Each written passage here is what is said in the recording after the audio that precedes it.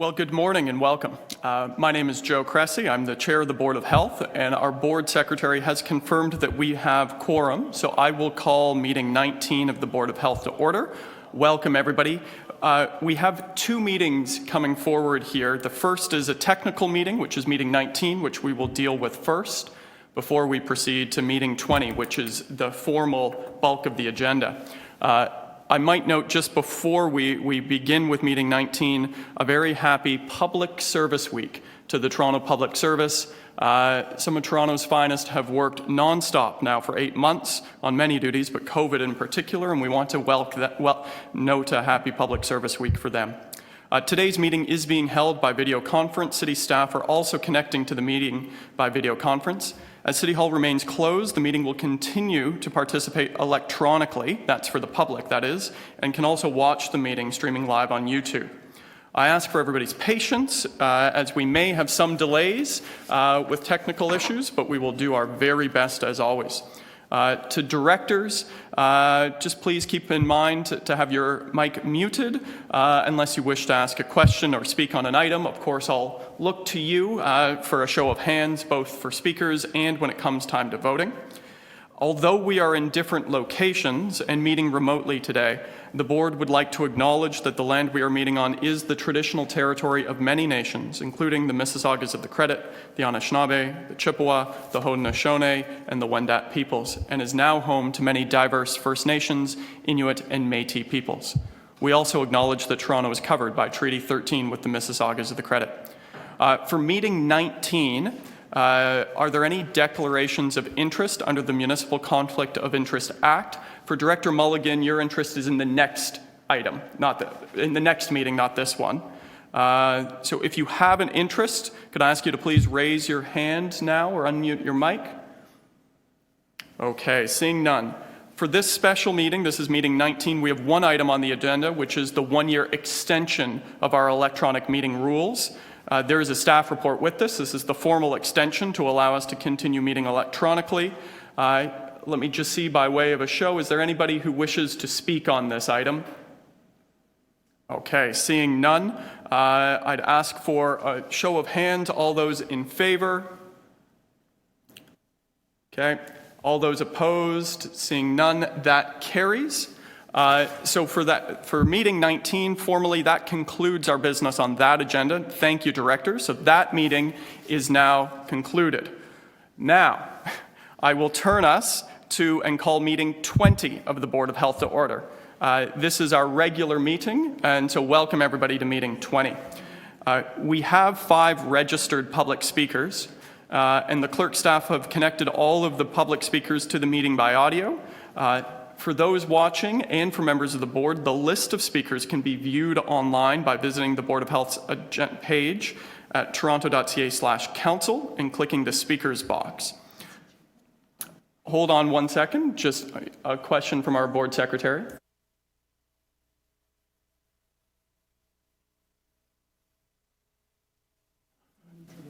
All right, so we have been I've just been advised by the board secretary that we actually, for meeting 20, the formal meeting, we cannot begin until 9:30, as that was the published starting time. And so we're currently at 9:25. So with my apologies for the speed by which we just flew through that, we are going to now hold until 9:30 for 4 minutes, at which point we will reconvene and I will formally call meeting 20 to order. So my apologies for that. In 4 minutes, we will commence again, and stand by to everybody.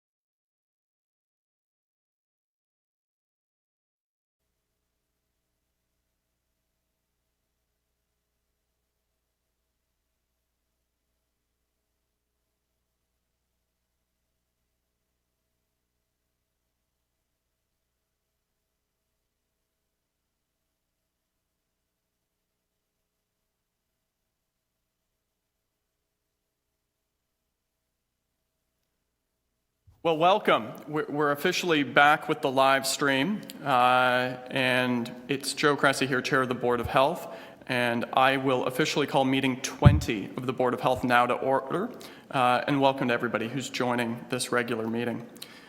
We do have 5 registered speakers today.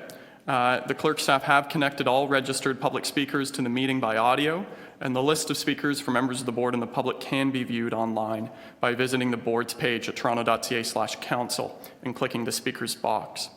Again, I'd like to remind staff and members of the board, if you could keep your mics muted, and we will call on you as we're ready. I'll begin as we go through a run-through of the order paper by seeing, are there any declarations of interest under the Municipal Conflict of Interest Act? I see Director Mulligan. Please go ahead, Director Mulligan. Yes, I'd like to declare an interest on item HL 20.5, Ontario Senior Dental Care Program Capital Project. Thank you, Director Mulligan. We've received that. When we deal with that item, I will note it in advance and ask you to leave your living room or bedroom or office or whichever room you're in, and we'll do a recorded vote on that item. Looking for any other declarations of interest? Okay, seeing none. Next, we need a motion to confirm the minutes of our July board meeting. I have a motion there from Councillor Layton. All those in favor, if we could see a show of hands. Okay, opposed if any. Okay, that carries. We're going to begin with an agenda review here. The first item is HL 20.1, response to COVID reopening and preparation for a potential resurgence. We have both a staff presentation and speakers on that, so that will be held down. The next item is item HL 20.2, Toronto Public Health Guidance for Reopening Schools. Again, we have both a staff presentation and speakers, so that will be held down. The next item is item HL 20.3, Toronto Public Health Operating Budget Variance for the 6 months ended June 2020. Would anybody like to hold that item down? Okay, seeing none. I will move the staff recommendations on item HL 20.3. All those in favor? Opposed, if any, that carries. Item HL 20.4, Toronto Public Health Capital Budget Variance for the 6 months ended June 30th, 2020. We have no speakers on this item. Would anybody like to hold this item down? Okay, seeing none. Could I ask for a motion to move the staff recommendations there? Moved by Trustee Lopretti. All those in favor? Opposed, if any, that carries. Item HL 20.5, this is the 2020 Ontario Seniors Dental Care Program Capital Project. This is, Director Mulligan did declare an interest, and I see she has left the room. Would anybody like to hold that item down? Mr. Chair, I would like to hold that item. I have a couple of questions, please. Okay, so that item is held in Councillor Lai's name. And so Director Mulligan, that item will be dealt with later. You're welcome to rejoin the meeting. Item HL 20.6, a change in approach, Toronto Public Health's implementation of the Registered Nurses Association of Ontario's breastfeeding best practice guidelines. Would anybody like to hold that item down? I would like to hold that. Peter Wong. Okay. Item HL 20.6 is held in Director Peter Wong's name. And then we have one new business item to introduce, which will be held down so it can be posted. This is a new business item, HL 20.7. It has been submitted by myself and Councillor Perks, Chair of the Toronto Drug Strategy Implementation Panel. It is a new business item requesting an update on the status of the opioid poisoning crisis, as well as additional measures to take place at our next meeting.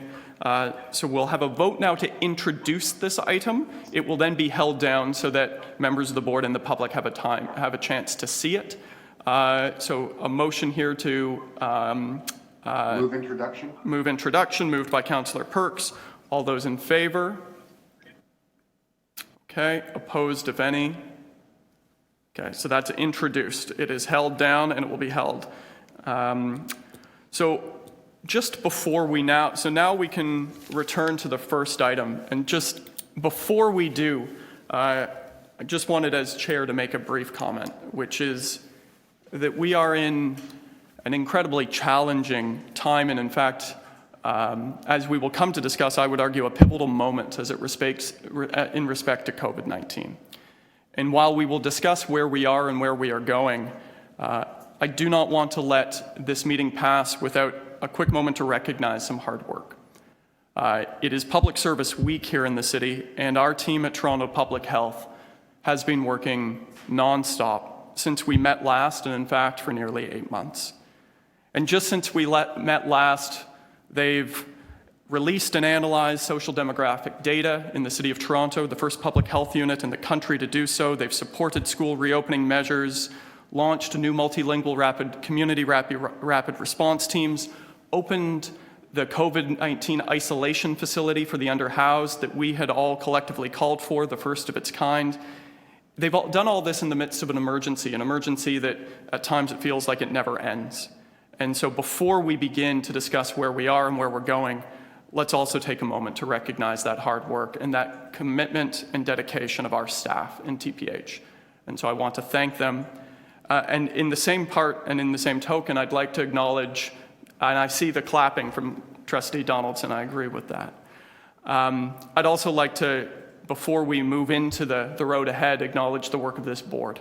Every single one of you and the hard work you've been undertaking, but I would like to single out our trustees at the school boards, Trustee Donaldson and Trustee LaPretti, who have worked in their own communities and at the school board level, but also alongside TPH staff nonstop for months in the eye of a storm here. And it really speaks to the role of local public health when you have citizen representatives, school board representatives, and councillors all together looking out for the health of our residents. And I just want to commend our two trustees who don't receive enough credit for the hard work they do. And so with that, we're in a tough time and we're in a tough moment, but there's hard work and leadership all around, both in the civil service and from citizens and in our board. And so thank you to you all, and to Dr. Davila, to your team, and you in particular. Now the hard work. We get to it. We're going to begin now with item HL 20.1, Response to COVID-19, Reopening and Preparation for Resurgence. We will begin by turning it over to Dr. Davila for a presentation. We're going to hear the presentation first, then we will hear from the deputants before we move into questions of staff. We'll do that so that we can hear from the deputants to inform questions of staff that we may have. So Dr. Davila, the compassionate rock, the people's doctor, over to you. Thank you, Mr. Chair, and good morning, everybody. I believe we should be getting a slide presentation up on the screen for you. Just confirming with my colleagues at Clerks.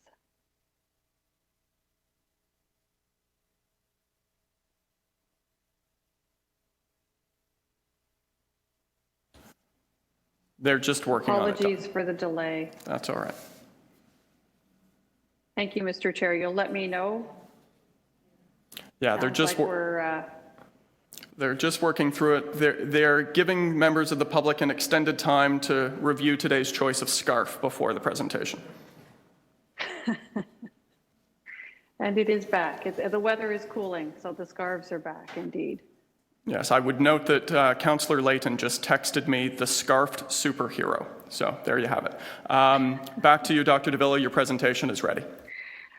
Perfect. Thank you again, and good morning, members of the board, and to others who are viewing this board meeting. Thank you for joining us. I will be taking you through a presentation, as you can see here, an update on COVID-19, and a story as to what we've been doing and where we see things going in the future. If we can go to the next slide, we'll start off, as you'll see, with an overview, how we got here, where we are.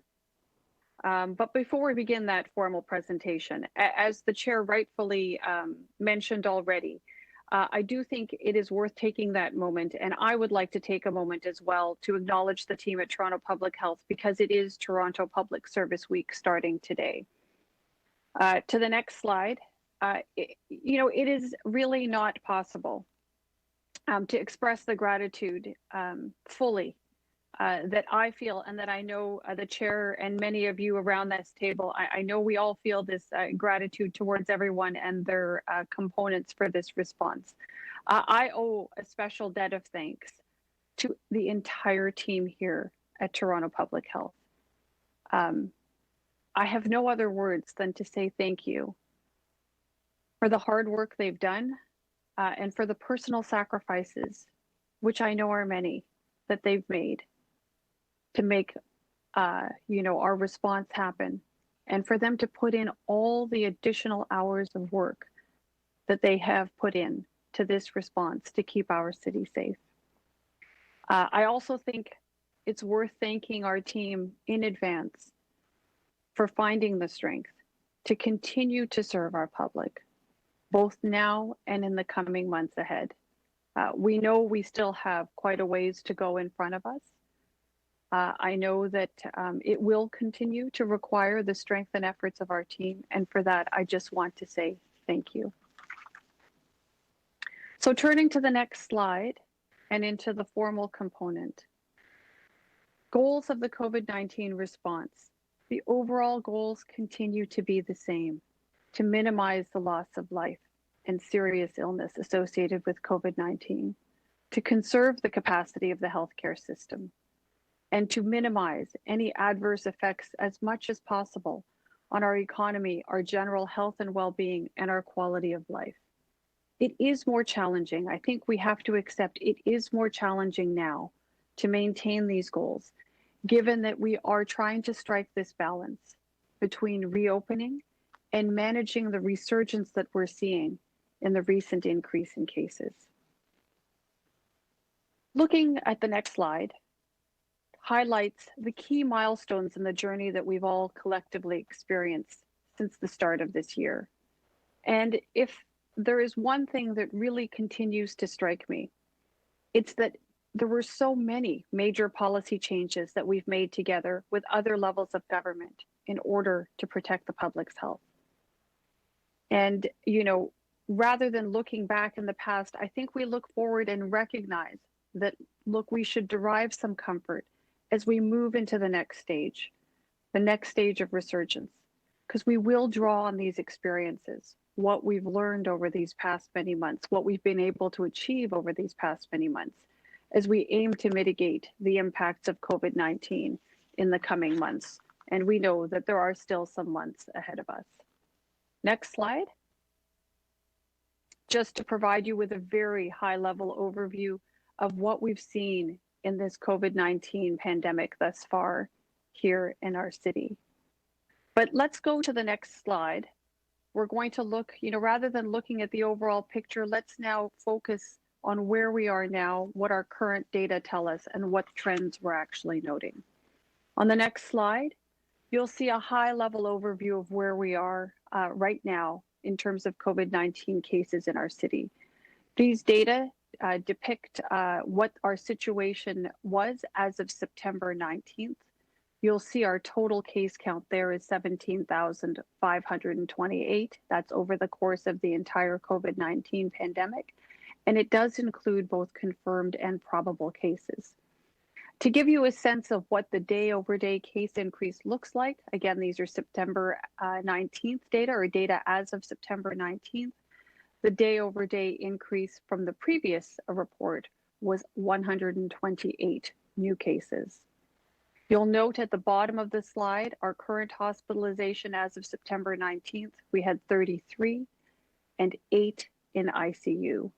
I would remind members of the board that hospitalizations and ICU admissions and the like are lagging indicators. So we continue to monitor all of these numbers very, very carefully on a day-by-day basis. Next slide, you'll have a sense of where these new cases have been emerging over the last 3 weeks. Here's a color-coded map depicting the various neighborhoods throughout the city.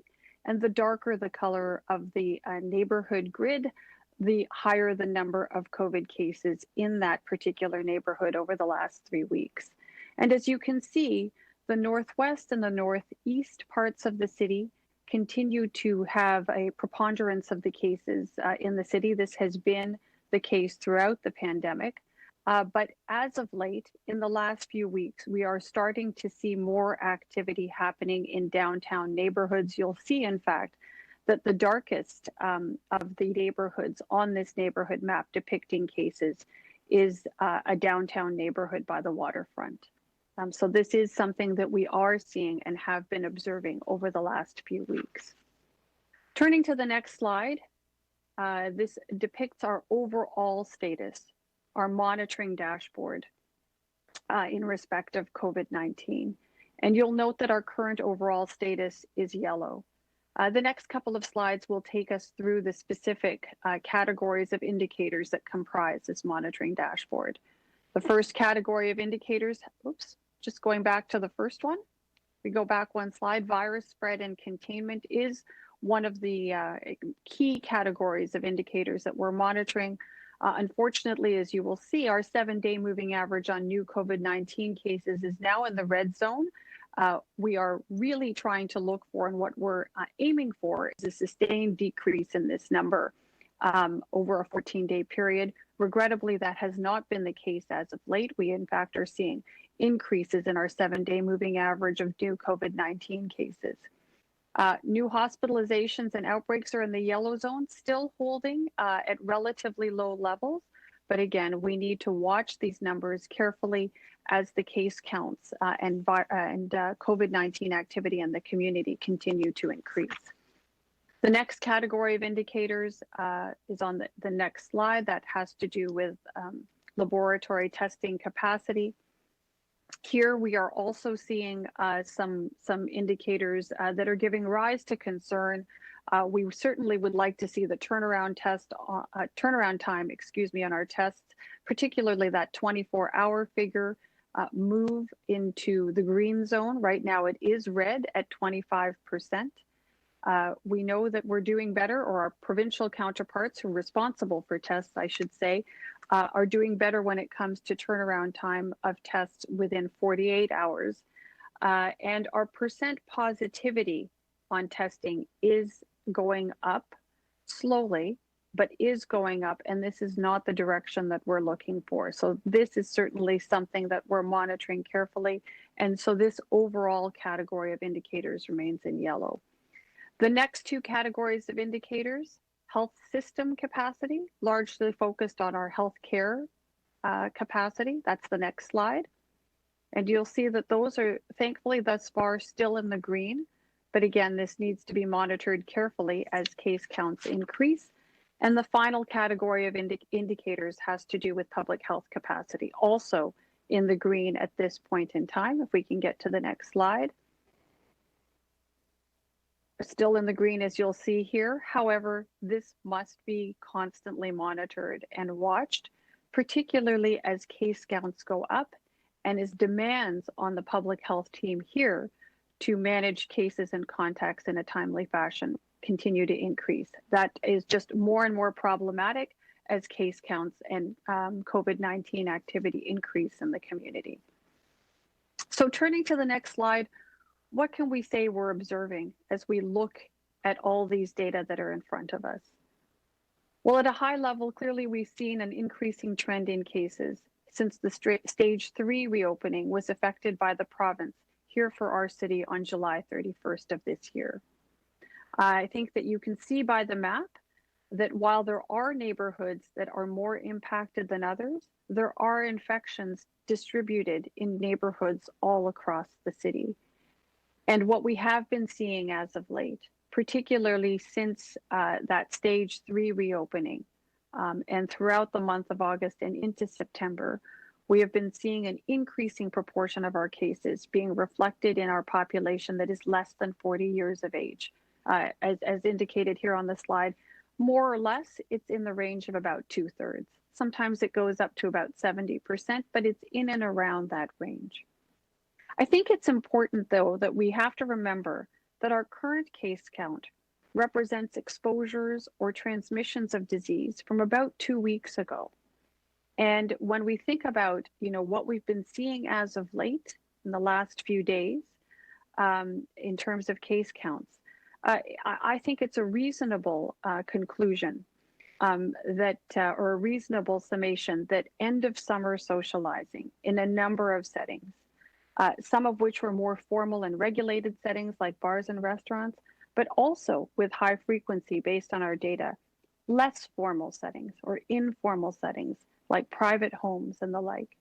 Socializing in these settings has given rise to what we are seeing now in terms of cases at this point in time. Turning to the next slide, a little bit more characterization as to what we're observing. Let our slides catch up. So as you can see here on the slide, about 50% of COVID-19 cases reported to date are confirmed and as having acquired the illness from a close contact. And this talks about exposures that would have occurred in the household or at social events or in workplaces, where we have an identified close contact from whom the case is believed to have originated. About 20% of our cases now are from community transmission, and this means that there isn't an established link or a known link that can be delineated as the source of that particular infection. And interestingly, now we're seeing a number of cases, an increasing again of cases, listing travel and with travel as a reasonable source of infection or a believed to be source of infection. And many of these cases are in fact linked to travel within Canada. But this is a bit of a change over what we saw in the sort of spring, early summer, where travel really did not figure prominently. It did at the very, very beginning of our pandemic experience back in January, February, died down for that springtime, early summer period. And as you can see, is now figuring again in our data around what the sources of cases look like. But taken all together, you know, it is clear that we are now moving into what we characterize as the resurgence stage within this pandemic. So to the next slide, we're now going to turn our conversation to responding to that resurgence. And on the next slide, we have broad strokes outlining how Toronto Public Health is responding to this resurgence, whether it's through adapting our organization to provide an effective response, adjusting our strategies throughout the resurgence period, considering flu, given that we're moving back into respiratory virus season. We have to think about our activities related to flu prevention and how that interacts with our COVID-19 prevention strategies. Certainly the isolation center is another component of the response. Communications has been critical and will continue to be critical. So messaging and adjusting the messaging in accordance with the circumstances that we see and in accordance with the best available evidence, not only in respect of COVID, but in respect of messaging in and of itself. Certainly advocacy with our provincial partners and seeking to adjust and or tweak up existing regulations that we have to support the limitation of spread of COVID-19 in our community, and continuing to work with our province on strengthening the entire system and the full response are the broad strokes of how we are responding to resurgence in our community at this time. And I will take you through each of these things in a little bit more detail for the rest of this component of the presentation. So turning to the next slide, talking about adapting our organization to meet the response. So, you know, with Toronto Public Health, when it comes to outbreaks, we generally operate within an incident management structure, or we try to cover outbreaks, especially large ones, using an incident management structure. And at the outset of the COVID-19 pandemic, that's exactly what we did. And in fact, most other public health units around the province did exactly the same thing. It is a very standard approach, and it's actually an excellent way to organize a response to an emergency event, such as an outbreak. And so for the last few months, we have actually been operating as two different organizations.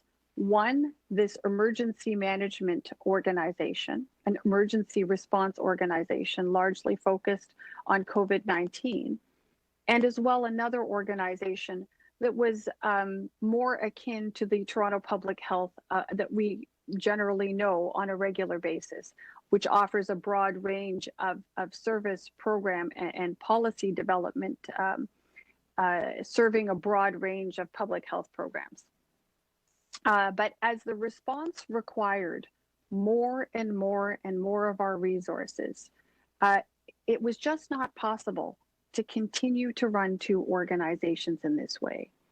So that's why we, met as a senior management team and have reorganized ourselves in a functional way so as to ensure that we're able to provide everything we need to provide to the response, but at the same time, balance that out as best we can with meeting the needs in other public health programs, particularly those that require a very timely response and some ongoing resource investment and attention. So what we have done is created this broader organization. We've transitioned the command on the response, which is the typical language that's used in the incident management structure to support emergencies. We have made our senior management team basically that command structure to provide the level of leadership and oversight and the agility to move resources around effectively between the COVID-19 response and all the other functions that we need to maintain as best we can during this very challenging time. Moving to the next slide. Just a little bit more on this issue. Clearly, we are going to continue to work with the province and key stakeholders to develop strategies to manage this very delicate balance. And it is challenging. I will tell you very upfront, the COVID-19 response requires a great deal of resource. So do our most timely and urgent public health programs. This is a challenging balance to strike. But we felt that this structure actually helped us to meet those demands as best as possible. We are redeploying staff, as many as we can, including those who had been seconded elsewhere, in order to sustain the response. And we are very, very carefully assessing how our resources are deployed. And we are relying on and asking our partners for help as much as possible in those areas where it makes most sense to ask our partners for assistance. Whether we're talking about our colleagues at the Local Health Integration Network or Ontario Health, our CHC and other community care provider partners, and our paramedics. But I would be remiss if I did not mention to the board just how very challenging it is for any organization to be in an emergency state.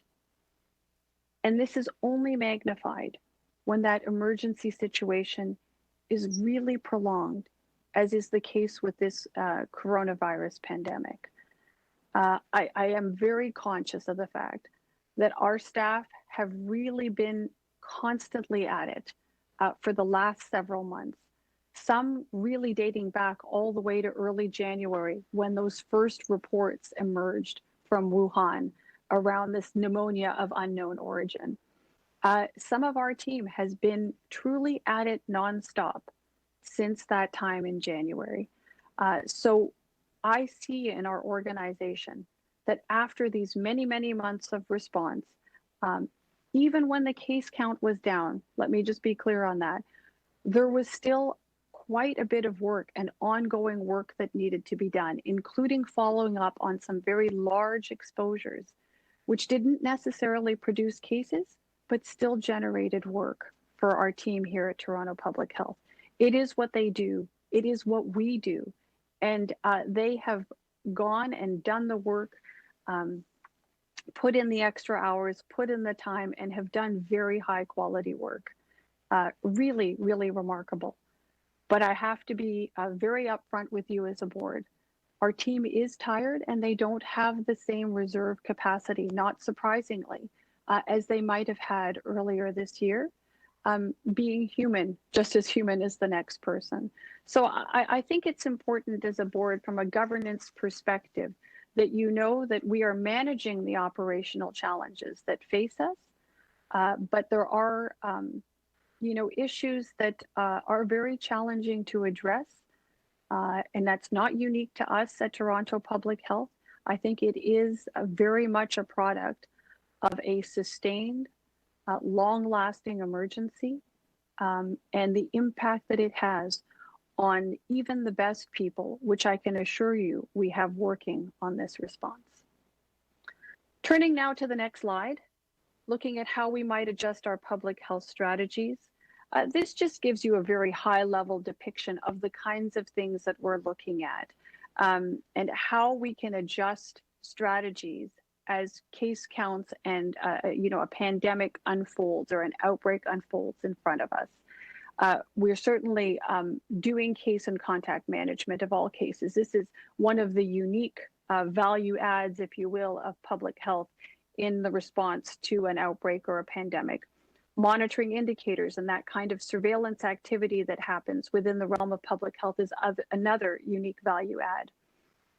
But as cases go up, as the situation changes, it's beholden on us as public health professionals to adjust our response in accordance with what we're seeing on the ground. Whether that means focusing more on certain cases and prioritizing certain activities, adjusting public health measures, adjusting messaging, adjusting enforcement endeavors. These are the kinds of things that we're constantly monitoring, adjusting, evaluating, and then adjusting again. This is what public health practice is in these sorts of settings. And I can assure you that that's exactly what the team here is doing. Turning to the next slide. As I mentioned in my earlier comments, we do have some thinking and a lot of planning that's going towards flu, the upcoming flu season, and what we need to do as the local public health unit. Certainly provision of and promoting the flu shot this fall and winter is absolutely critical, and ensuring that immunization can actually get into as many arms as is possible is a key component of what our work is here on this particular matter. A couple of interesting things and some challenges that are unique over and above the ones that are obvious and overt with respect to COVID-19. We know that physicians are less available in their offices as of late, and where they are available in physical spaces, actually seeing patients for care, space is limited. We know that pharmacies have been a major component of our flu vaccine campaign over the last few years, but they too need space for distancing in order to be successful with immunization, flu immunization campaigns this year. And of course, as local public health, we have spent our resources and our focus over the last few years with respect to flu vaccine and flu vaccine campaigns on those key populations that have challenges with access to flu vaccines, either through primary care providers or through pharmacies. So shelters would be one particular example that has traditionally been our focus in the last few years as public health, as a flu immunization provider. But we know that this year presents special challenges across the board. So we are going to be doing more than we have in the last few years. And this is clearly extra work on us, along with all the challenges that we're seeing in respect of resurgence and increased COVID-19 counts, while at the same time also trying to support our partners within the school system. So we are working on mass immunization clinics. We are working with our local healthcare partners, most notably through the local health integration networks, to ensure that we're coordinating and collaborating with primary care and other community care providers in respect of flu vaccine administration. We will keep you informed as to what's happening in that regard, but suffice it to say, there is a lot of activity on that front. The next slide is just to give you a little bit of an update on the COVID-19 Isolation Center. You may have heard quite a bit about this in the media reports in the last few weeks. And certainly we have told you about this or advised you of this in previous reports. I'm pleased to say that the Isolation Center opened on September the 12th. Certainly are thankful to our partners at the Public Health Agency of Canada and Health Canada for their funding of this isolation center for the full 1 year period at this point in time. It can house up to about 140 people, and certainly it's one of our key components in terms of providing safe isolation space for those who otherwise wouldn't have access to that kind of space. And this is a service that we are managing and that we are referring clients to ourselves. So we're identifying the eligible clients as part of our case management process. Turning to the next slide. Speaking of adjusting messages to our evolving situation, this communications has been a key component of the response, as I'm sure the members of the board will know. We are adjusting our messages, and we have adjusted our messages in accordance with our changing circumstances. And as you can see here, given where we are now in the course of our outbreak and the circumstances that are unique to us here in this city, we are adjusting our messages to say that, look, at this point in time, as much as possible, we're asking people to limit contact with people who don't live in the same household. Certainly the steps for self-protection, I don't think we can ever say enough. Watch your distance, right? And the ultimate watching your distance is actually not going to certain places for that contact with others if it can be avoided. Recognize that there are some circumstances where it actually does make sense to go and be in contact with others. But to watch your distance there means keeping that at least 6 foot or 2 meter distance, wearing your mask, washing your hands, staying home when you're sick. So really, we're asking our public to really think about where they're going, whether it's necessary, whether there are other venues or other means by which to achieve the objectives of whatever activity it is that they're contemplating.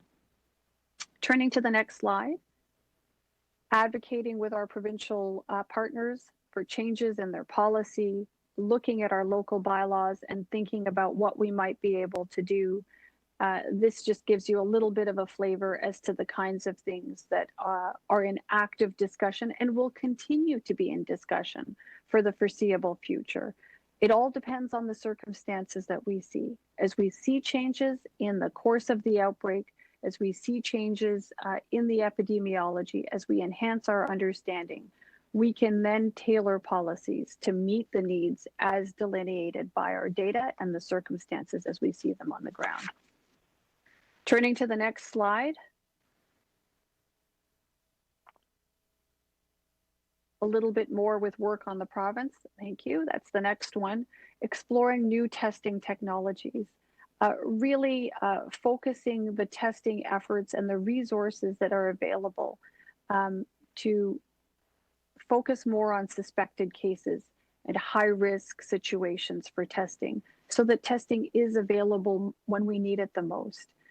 We're certainly also working with the province to ensure the availability of mobile testing for circumstances in the local school communities where that's warranted and where it makes the most sense.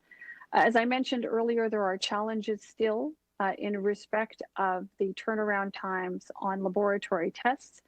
I will remind members of the board and those listening that the testing regime and all the infrastructure that goes along with testing in the labs is something exclusively under the provincial purview. However, we are constantly talking to our provincial partners to ensure that they're aware of what the implications are and what the consequences are on our end. We need the lab tests, we need the results, and we need them in a timely fashion in order for our case and contact follow-up activities to be as effective as possible.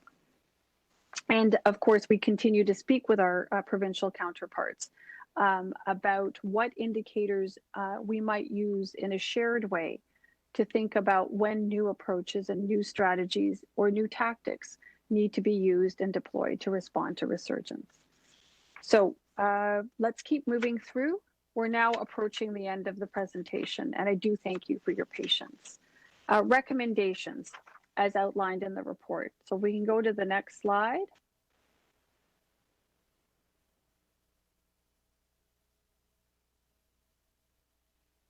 Okay, I'm not sure if you've got there we go.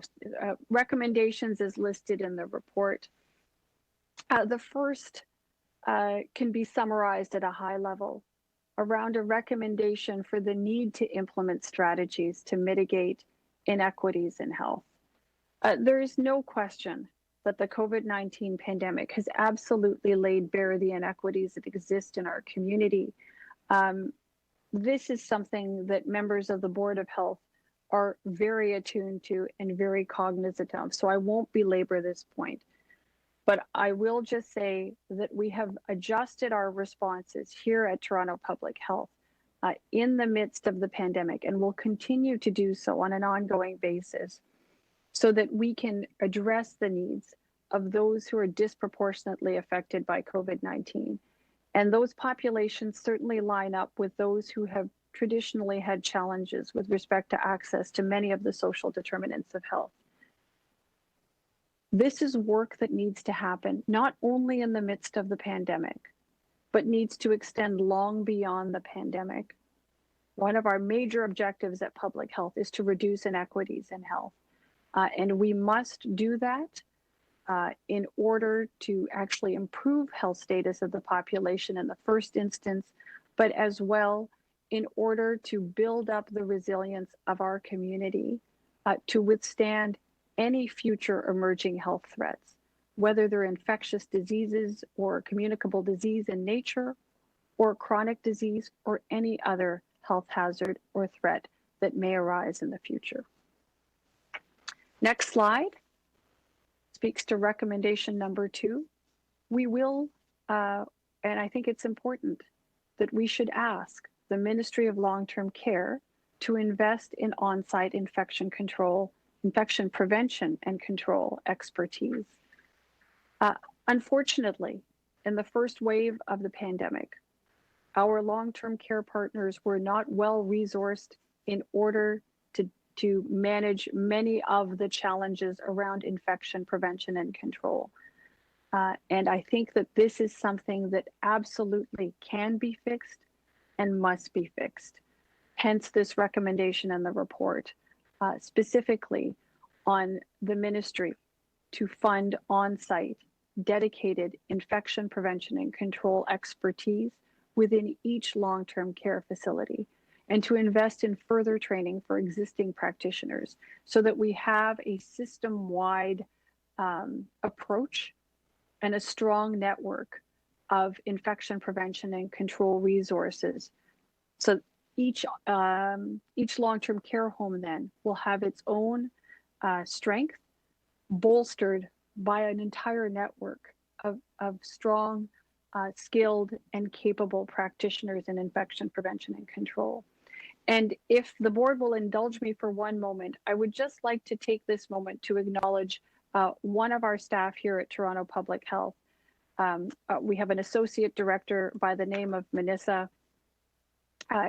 Actually, she was the one who raised this issue, and it raised this important gap that needs to be filled in long-term care homes. So if I can, thank you, Manissa, for raising this point and making sure that this recommendation made it to this report.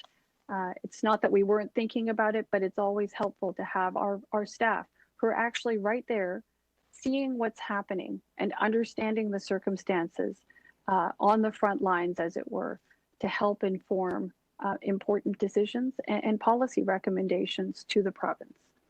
The next slide, please, takes us to recommendation 3. And this one is more with respect to our federal partners. Our federal partners are responsible for the quarantine system. They are responsible for managing traveler health and particularly monitoring the system whereby international travelers are required to undertake a 14-day quarantine period when they enter Canada. Unfortunately, at this point, there is a significant delay in respect of the sharing of appropriate information in order to effect timely enforcement of isolation orders, should that be necessary. So this particular recommendation is directed towards urging the federal government to implement and utilize a data system that allows for the timely and effective transmittal of information about arriving international travelers so that local enforcement authorities and individuals can actually help our federal partners better support compliance with the existing terms of the Quarantine Act. So next slide, please, and bringing us to our conclusion. I will thank the board members for their attention. I guess I get a little bit of a delay. It looks like you've got the slide and I don't, but I will go ahead and speak to it anyway. This is, going forward, truly a Herculean challenge to meet. But I have complete confidence and faith in the team here at Toronto Public Health. They are working truly nonstop and flat out to provide as effective a response as is humanly possible. We need to continue to evaluate and engage in innovative strategies to respond to resurgence. And again, this is the first time that all of us are living through this particular situation where we're trying to reopen and at the same time balance out increased activity, which isn't a surprise, but needs to be managed, particularly as we're seeking to support our children through school. We need to plan to deliver mass immunization when COVID-19 vaccines are ultimately available. That continues to be work that needs to be done upfront now, not just when we are certain when we should expect delivery of a vaccine. So that is certainly part of our response. And we need to continue to provide strong case and contact management, policy change, all the public health measures that we can put into place in order to be successful in terms of achieving the objectives of our response. So with that, thank you, Mr. Chair. Thank you, members of the board, for your attention. I'll turn it now back to you, Chair Cressy. Well, thank you, Dr. Davila. So for members of the board, we're now going to turn it over to hear from deputations. We have 3 speakers registered to depute on this item before we move it into committee for questions of staff. And so we have 3 speakers already joined on the line. Our first speaker is Andrew Morris.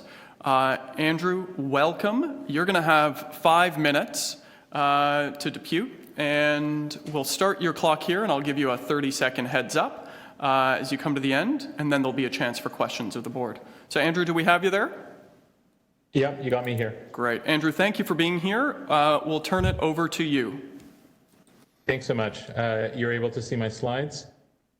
The slides have been circulated to members of the board. Okay.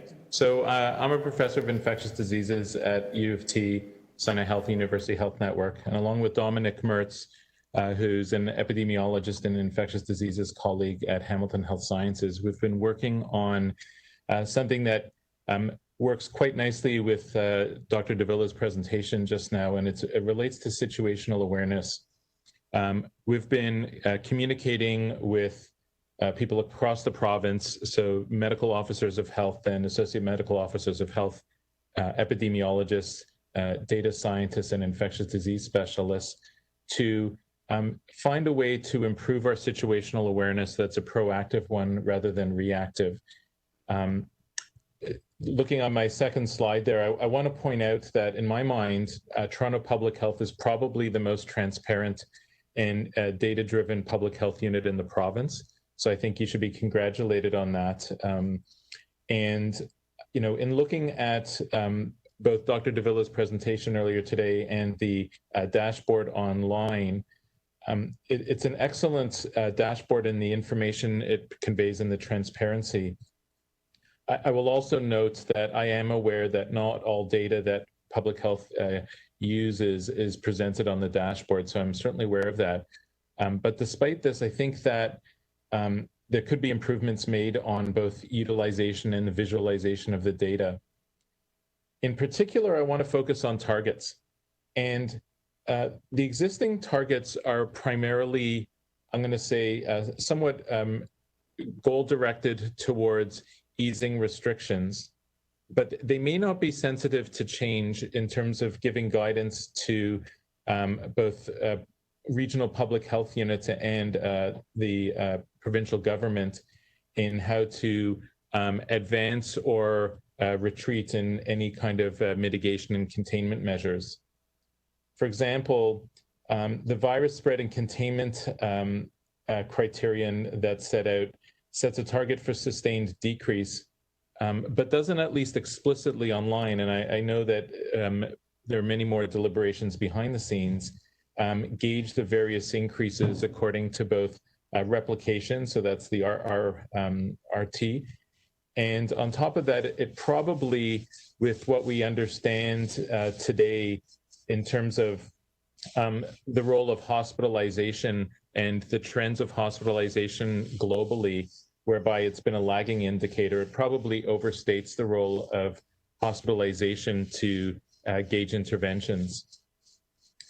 The other things that we've been considering have been health system capacity, which probably ignores known and emerging challenges. For example, with schools back, there'll be increasing challenges on the workforce, as well as potentially essential medications.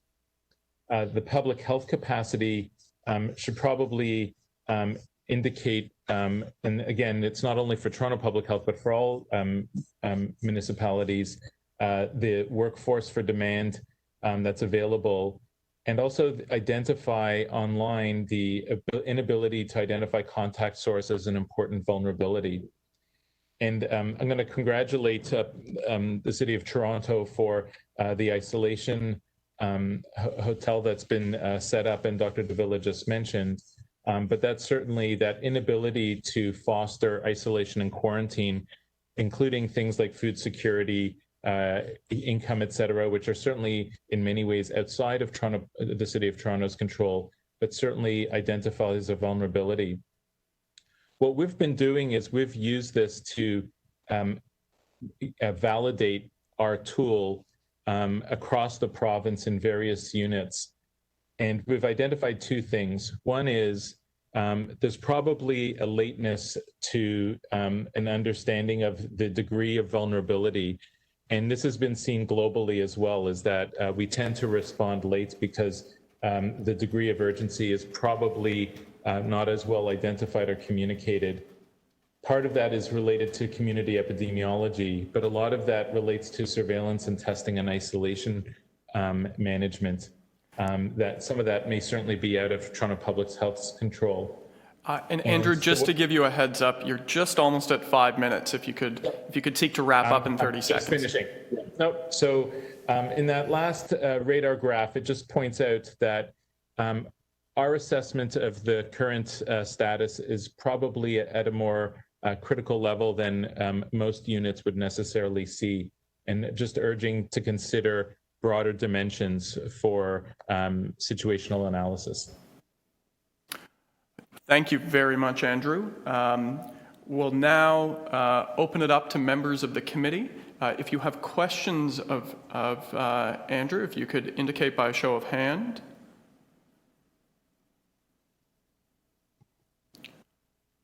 Okay, Andrew, we have no questions at this time, so thank you so much. And if I could, just as an editorial comment, Andrew has been an outspoken advocate for better intergovernmental response to COVID and a leader in this field. And so a deep appreciation and thank you for the presentation and for sharing that with us today.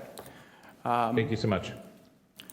Our next registered speaker is Hamza Hussain. Hamza, do we have you on the line? Yes, I am on the line. Great. So Hamza, you'll have 5 minutes and you can begin when you're ready. I'll start your clock and give you a heads up as we approach 5 minutes. Perfect. Thank you so much. Well, good morning, everybody. My name is Hamza Hussain. I'm a resident of the GTA and also a business owner here. I want to first start by obviously thanking everyone, especially Dr. Neville. Your presentation was very enlightening, and it actually did give me sort of an idea about the challenges that y'all are facing across the board, because this has been a multi-month ordeal now And so to see the response evaluating, and transforming has been very, very reassuring in terms of our confidence. There were a couple of things that I wanted to touch with. First, by actually starting out and talking about the adaptation of the type of techniques that can be used in order to disinfect spaces. We've seen other countries adapting and using mass disinfection for spaces. They've been using new technologies such as UVC disinfection. They're using a lot more touchless cleaning and even mass disinfection of spaces. We don't see that here. Is there and something that the Toronto Board of Health is going to start considering as the resurgence goes? Also, as a business owner, what we do here at SafeCan, we're working with enhanced cleaning methods. We're offering our services to cases of outbreak centers and businesses to reopen in a smooth and effective manner. We, manufacture UVC carts. We have antimicrobial solutions that we electrostatically spray. So we're very, very vested in the cities and obviously the province restart. But we find that we're not able to showcase these technologies to the people or the powers that be. Oftentimes we're doing this on the residential level, on the childcare provider level, but we aren't able to go to government and offer our technology to say, hey, here's a solution. Can it work for you? How can we partner with you?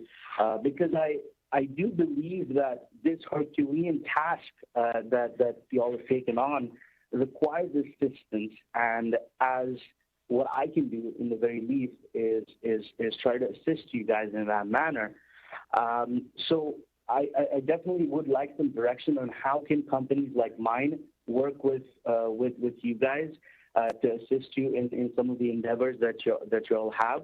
At the same time, what are the new methods that you guys are looking at, or is there a way for you to come in and be involved or showcase some of the things that we're doing that'll assist us, in the long term when it comes to our prevention and infection control?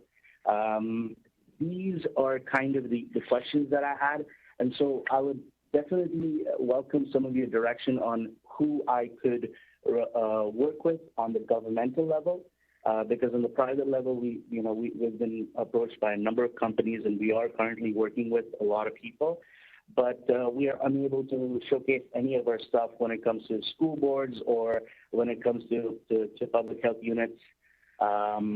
So that's kind of the direction that I'd like to ask for. And then obviously, what kind of methods would you guys consider expanding onto when it comes to disinfection of spaces or prevention and infection control? And if you have any guidance for me, I would take some of your feedback at this point. Well, thank you, Hamza. And I'll open up. The way this works is we have members of the board who have an opportunity to ask you questions. Are there any members of the board who have questions for Hamza and his presentation? Okay, so Hamza, seeing no questions from the board, we'll consider this as feedback and questions that you have for our Toronto Public Health team to consider, and the best format for that would be to follow up with you offline. And so thank you for that. Our next speaker and final deputant on this item is Julian Bayard, and I apologize if I mispronounced your name. Is Julian on the line? I think so. Can you hear me? We can hear you loud and clear. Julian, you'll have 5 minutes. You can begin when you're ready, and I'll give you a heads up as you approach 5 minutes. Okay, thanks. Good morning, everyone. So my comments have to do with the scientific basis for Toronto's mask bylaw. Around the time that the bylaw was put into place, the mayor asked members of the public to inform themselves saying that he hoped stringent enforcement wouldn't be necessary if people just inform themselves. So I set out to do that. After a series of emails back and forth with the Toronto Public Health Liaison Team, I eventually was directed to some expert assessments of the evidence. And I was very surprised by what I learned. So, you know, the position of the authorities has been that I suppose that there is some sort of proper scientific basis for the bylaw. The medical officer of health reported to City Council that, quote, growing evidence indicates that you know, compliance with the bylaw will tend to protect people from the novel coronavirus. And that statement has been echoed by other officials ever since. But it seems to me that in light of what the National Collaborating Center for Methodology and Tools reports, and in light of what Public Health Ontario tells us about the evidence, such statements are very misleading. So while it may be true that there is a bit more evidence to indicate that non-medical masks are in public are protective, that is not an objective, impartial, scientific statement about the total evidence. Now, maybe you guys can correct me if I'm wrong here, but based on my reading, it would appear that the total evidence does not tend to indicate that these sorts of masks are effective. As far as I can tell, all of the experts agree that when we look at randomized controlled trials, the vast majority show no effect, even for medical masks used in community settings, right? And so this is fairly high quality evidence.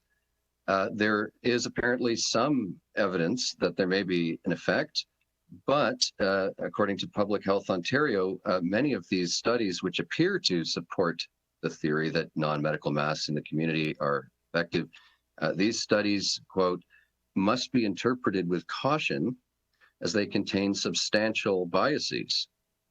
So, you know, again, I'm curious to know what people think about this, but my understanding is that the expert consensus at the time when the bylaw was passed and prior to that time and still today is that we have only some fairly weak evidence known to be unreliable, often unreliable, to support this theory.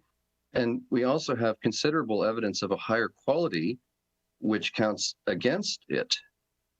So I suppose I have a few questions. My first question is, how did public health authorities end up, as they put it, strongly recommending the mask bylaw on the basis of this sort of expert review of the evidence? You know, the opinions I'm citing here are those to which I was referred by Toronto Public Health. You know, that these experts in their evidence reviews effectively say that, you know, on balance, there is very little evidence that this measure is effective. So I would like to know how the public health authorities came to the conclusion that they should strongly recommend non-medical masks in enclosed public spaces.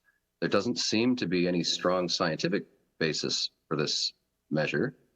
My other two questions are, well, number two, why didn't the authorities communicate to City Council or to the public that, in fact, the evidence is at best mixed and ambiguous or equivocal, as one of the publications from the National Collaborating Center puts it? When we were told growing evidence indicates that it's effective, you know, we would naturally think that this is a statement about a tendency of all the available evidence, but that's not true. Julian, just a note, you're just coming up on 5 minutes. Yes. If you could seek to wrap up in a sentence, please.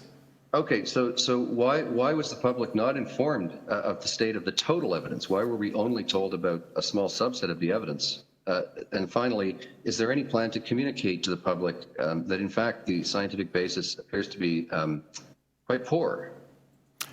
Okay, thank you very much for your deputation. That's just over 5 minutes.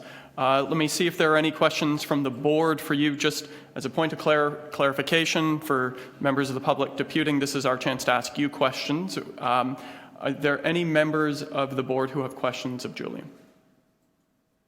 Okay, seeing none. Thank you very much for taking the time in your deputation, Julian. At this point, we're moving this into committee. This is the board's opportunity to ask questions of Dr. Davila and staff. To help manage this, if you could raise your hand to indicate if you have questions, and I'll take a list here. Looking for any questions. Okay, I have a few, and I'll start my time. So Dr. Davila, as we plan... Sorry, Mr. Chair. Mr. Chair, I raised my hand. Did you not? Councillor Cynthia Lai here. Did you hear me? Councillor Lai, we hear you loud and clear. Your video seems to be down at the moment. We'll work on that on our end to get that up and running. But if we'll have you start. Sorry. Oh, there we are. We have your video back. Thank you. I lost you at one point, so... That's all right. Yeah. We see you and hear you. So we'll have you start then, Councillor Lai. You'll have 5 minutes, and I'll turn it over to you. You can begin when you're ready. Okay, thank you. There was some issue with my Wi-Fi, my apologies, and I didn't even realize that my video wasn't on. So, first of all, thank you, Mr. Chair. I do have a few questions for Dr. Davila, and before I begin, I'd like to thank Dr. Davila. I just want to echo your sentiments about how hardworking you and your team has been, and really appreciate that. And we do know that we have a marathon now, like the mayor said, and not a sprint. So we still have to work even harder to make sure that we are all safe and sound. I just have a couple of questions with your report. Your recommendation number 2 about the long-term care is a very good recommendation. And actually, just could you maybe elaborate a little bit on how's our long-term care home doing in terms of in Toronto about the COVID? Just a quick update, because I do have a few more questions. Sure. So a quick update, and thank you, Councillor, for the question. Certainly, long-term care homes around the city are working diligently to prepare for respiratory virus season. We know cold and flu season is coming back. COVID-19 continues to circulate in the community. They are part of our healthcare system. They are very closely tied with Ontario Health, the LHINs, and hospitals. We are also providing support to make sure that they're as prepared as they can be now. But this recommendation is still valid and still is very much needed in order to support them, both for now and on a longer term basis. So I guess my question would be, are our long-term care, the city-owned long-term care, are they pretty much under control now with COVID? So at the last check, I did not see any. We've got 2 or 3 active outbreaks in long-term in healthcare, I should say, writ large in the city. As my last check, I did not see any of the city's 10 homes, but I can tell you that they have produced a report. They've evaluated. I know that they've looked very carefully at their circumstances and are doing everything they can, as I understand it, to manage the circumstances and be ready for the fall and winter season.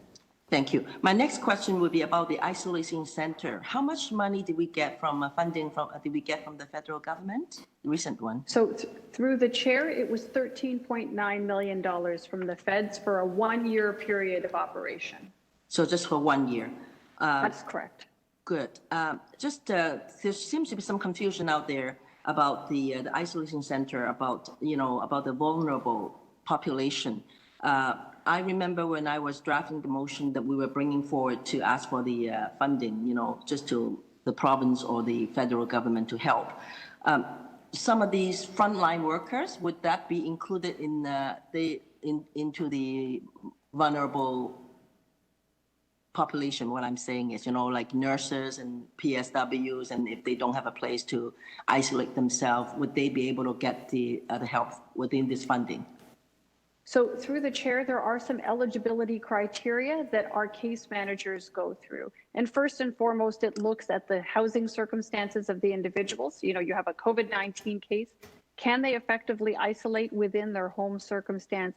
Are there particular needs, either that they have themselves or that people in their house have, that put them at higher risk, for COVID-19, and therefore at need for this kind of isolation facility? So that's how it works through our case managers, premised on eligibility criteria that they review. So there's another group that people that come back from international travel. And for instance, some international students, if they don't have a place to actually isolate, would they be able to reach out to your case manager and be able to get help from those funding?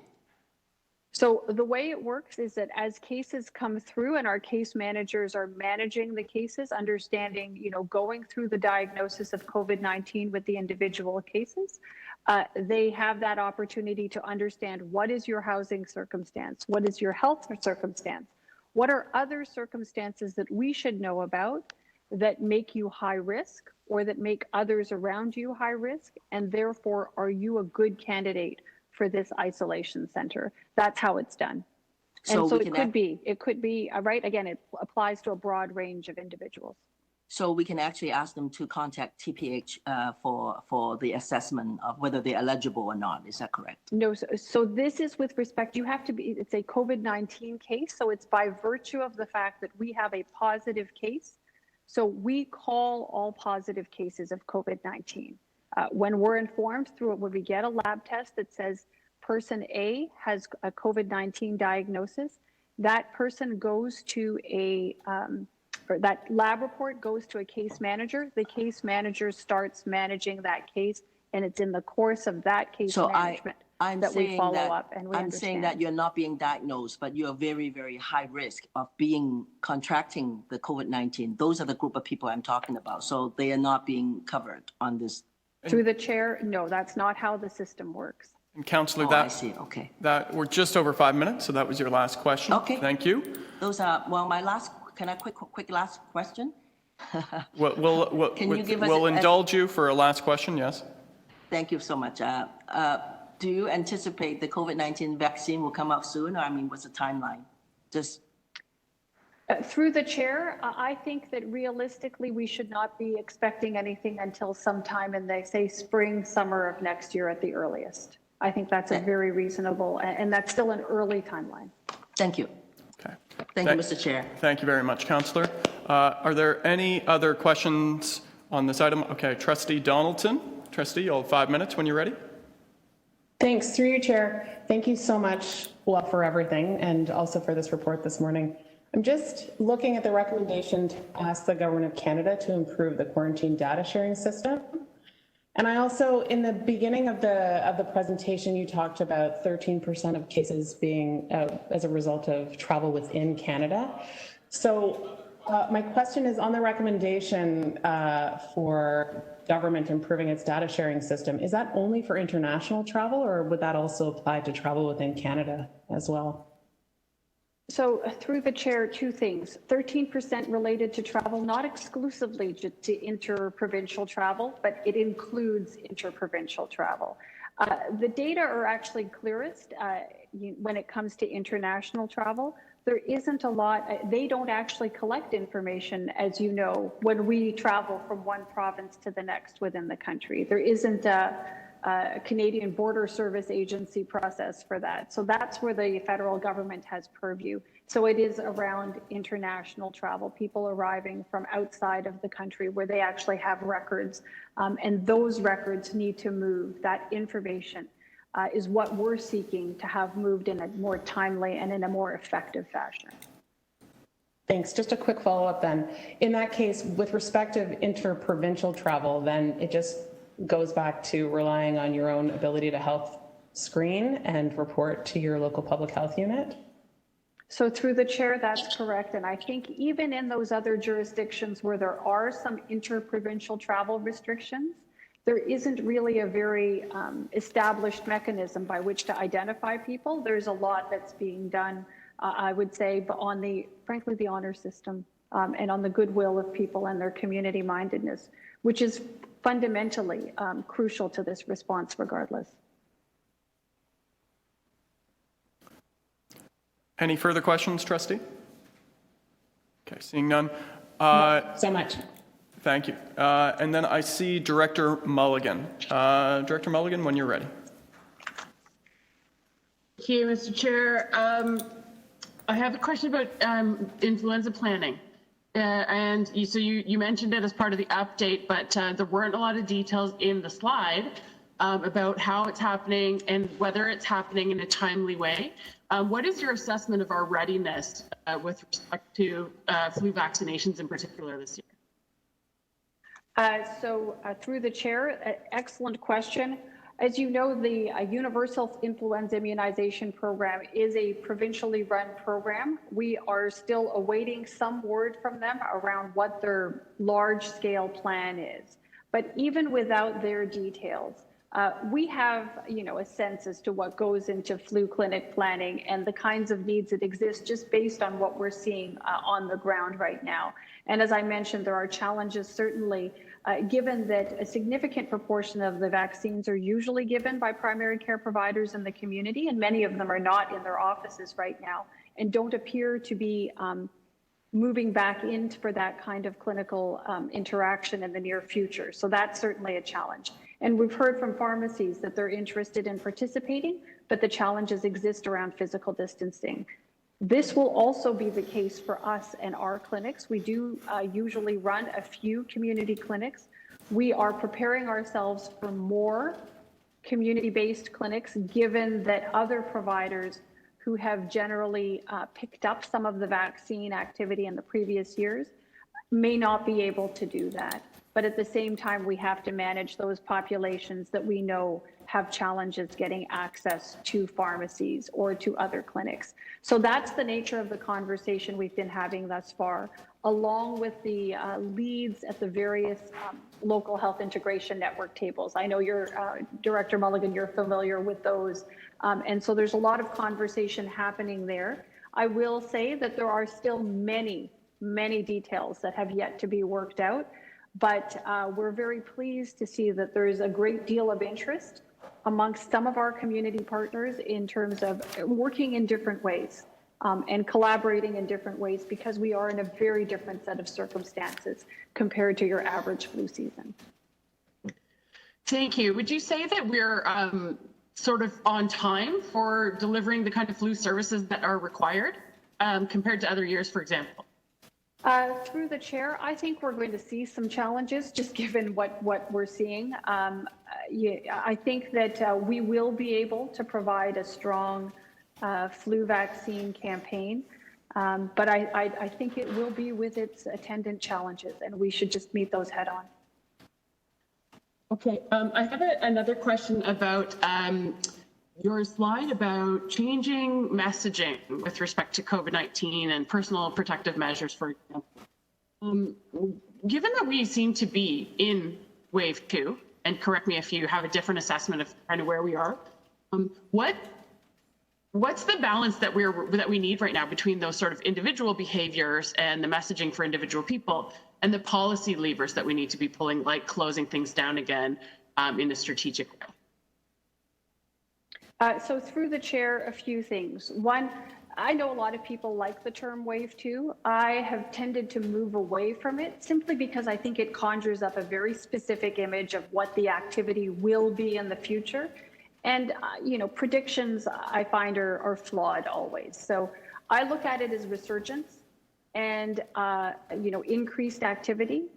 And I think the important part is that there are many activities that we can undertake as a community. And yes, in terms of policy levers that can be pulled in order to adjust how that wave will manifest itself ultimately, or how that activity will manifest itself. And clearly what we're trying to do is damp down and prevent large waves of activity from occurring. And this requires that combination, a series of different measures that need to be put in place. I think the issue is that how do we try to create and establish that balance between COVID-19 control, preventing transmission from person to person, while at the same time ensuring that we have the necessities of life, the things that actually make make it livable in the city, quality of life, well-being, all those other aspects that are important to our health beyond just the prevention of COVID-19. So trying to manage this reopening and resurgence at the same time is a challenge. And our policy levers, as it turns out, are quite blunt and have the downside that while they do control COVID-19 very effectively, or they can, the issue, of course, is that they mean that a variety of different activities are no longer available to happen, or they cannot happen. And that has significant consequences with respect to people's employment, their well-being, and their general quality of life. So I think that's the challenge that we're trying to meet, and the balance that we're seeking to strike as effectively as possible, recognizing that there is no perfect solution, and we need to just target as best we can with the data that we have and with the circumstances that we see. And Director, we're just almost at 6 minutes, so I'll move forward. Are there any other members of the board with questions? Looking for. Okay, seeing none, we're going to move this into committee for speakers. I'm just going to start by making a speakers list. I'm actually going to put myself on the list to speak first. Are there other members of the board who wish to speak? Okay, I see Councillor Lai there. Other members of the board? Okay. So I will begin here, and I will start by placing a motion that has been advance circulated. If this can be put up. This is a motion with a series of amendments that many of us on this board have worked on, along with Toronto Public Health staff, the MOH and her team. And it's a series of amendments looking at both policy changes and individual behavior. And to summarize them here, the first is that the board requests the medical officer of health to consider any additional measures and implement them swiftly that may be required to maintain a reproduction number below 1. Measures such as potential targeted restrictions in commercial settings and other high-risk environments, enhanced use of personal protective equipment such as masks and methods to ensure that, as well as additional screening in public locations. It may not be our job as board members to direct the medical officer of health, especially in her use of the Health Protection and Promotion Act. But I think it's important that our MOH knows, that Dr. Davila knows, that we have her back should she decide that these measures are needed either sooner or later, and to say that very publicly. The second is to request Toronto Public Health to continue to scale up their efforts with respect to case and contact management, support for congregate settings, whether that be schools, childcare, shelters, long-term care, and others, and of course, to continue enhancing the targeted supports for marginalized and vulnerable populations who we know have been disproportionately affected.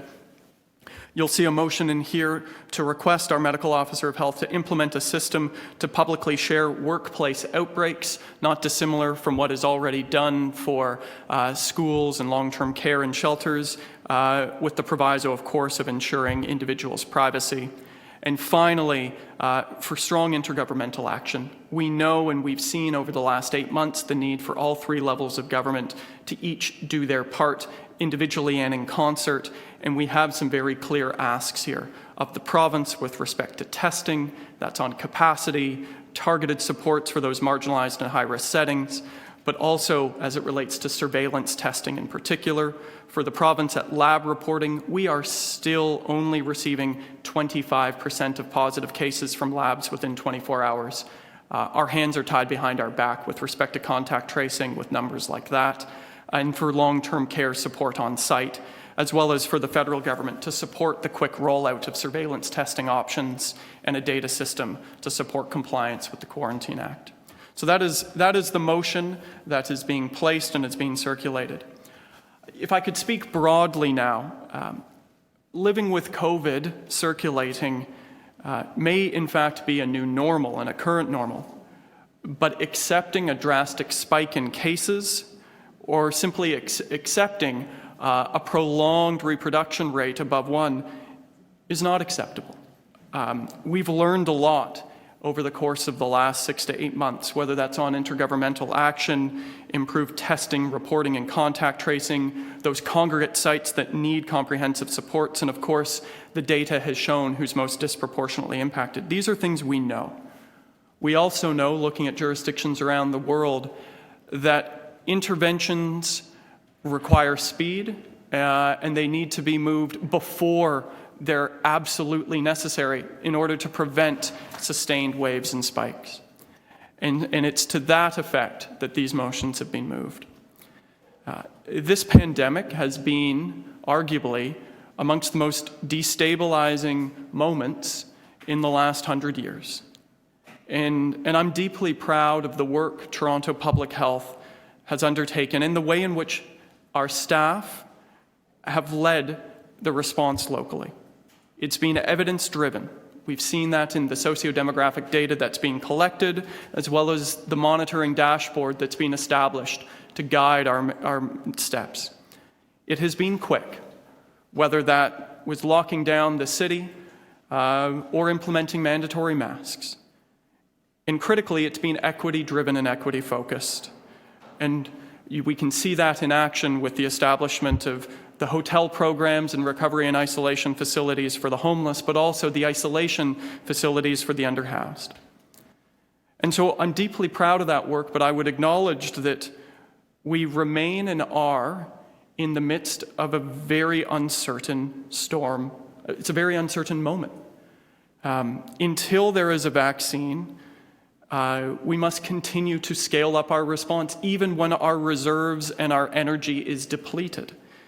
We simply cannot accept a drastic spike in cases, nor can we let down the already marginalized and vulnerable communities of whom look to us for support. And so we must continue to do absolutely everything in our power to protect the health of Torontonians today. And as we've talked about again and again, and we will discuss in detail at our next meeting, we must, and I would argue, in fact, our fundamental duty is to ensure that we address those health inequities for tomorrow, which COVID has laid bare. With that, I'll conclude my remarks, and I will turn to our next speaker, who is Councillor Lai. Councillor Lai, when you're ready. And I see. Thank you, Mr. Chair. Just before you begin, so people are aware, I have Trustee Donaldson and then Councillor Perks following Councillor Lai. And Councillor Lai, I believe you have a motion if you can place at the beginning of your remarks as well. Yes, I do, Mr. Chair. Thank you very much. I'd like to propose two motions. First of all, let me start by thanking you as chair of the board by your leadership and your hard work during this pandemic in working cooperatively with our medical officer of health, Dr. De Villa. I really appreciate your 12th recommendation, but I just wanted to add about the enforcement piece that would be very important. The motion on the screen would be that City Council requests provincial and federal governments to strictly enforce travel restrictions with regard to COVID-19, including the mandatory 14-day quarantine for visitors and travelers by essential workers. And the second motion would be that City Council requests the city manager to work with the provincial and federal governments to ensure the enforcement of existing quarantine rules for visitors to and residents of Toronto. Given the recent media report on exemptions granted to the Canada's strict 14 days quarantine rules, it's very important that the city reinforce the commitment to ensure the safety of all its residents. And Toronto, the province, and the feds, we all have done a good job so far in adopting and promoting measures that will assist in the reduction of the spread of COVID-19. But these actions must not be put at risk by increased exemptions for visitors and for the lack of enforcement of existing quarantine rules. So this is very important given the recent increase in the number of COVID-19 cases being reported. And all level governments must work together to reduce the spread of COVID-19. We've seen last week that we read stories about visitors to Canada being admitted under the exemption rule And the federal government has since said that that was a mistake. So we have heard stories of enforcement measures having to increase for private gatherings, the province is doing, and in Brampton, in the Peel region, where the Mayor Crombie said that 4 charges were laid this past weekend. So we need really to, in order that we can contain the pandemic, I think we must ensure that all the rules are enforced. We know that it's self-discipline, but I think, what we get here with the self-discipline is not really perfect. So we really wanted to make sure that the enforcement rules and restrictions are being in place. So, and that's why I really wanted to stress the importance of having that we request the city as well as the province and the feds to all work together, because we have to get through this together to make sure that our enforcement rules are in place. So I hope that you will support this motion. Thank you. Thank you, Councillor Lai. Our next speaker is Trustee Donaldson. Trustee, you'll have 5 minutes when you're ready. Thanks, through you, Chair. I just wanted to take a minute to recognize everything that Toronto Public Health does for the children and youth of this city. And I really appreciate in your presentation and your communications on this, that the way forward over the next while, one of the overarching goals is to preserve the school reopening. And it's so important for our community and so important for our children and youth. And if you could visit any of our 850 plus schools in this city last week and this week, I think you'd be able to see what a remarkable difference it is making in children's lives and frankly, in their families and communities' lives as well. So, of course, our province can do more on testing, and of course, it can do more for schools to help make it safer. And I know we'll talk about that a little bit more in the next item, but I'm really happy to support these motions, and I'm grateful to our chair and to Councillor Lai as well for putting the motions on the table, and to staff of Toronto Public Health. Thanks on behalf of our children and youth. Thank you. Thank you, Trustee Donaldson. Our next speaker is Councillor Perks, and just before I go to Councillor Perks, I'll do a call around, as otherwise he's the last speaker. Are there any other speakers on this item to follow Councillor Perks? Okay, Councillor Perks, over to you.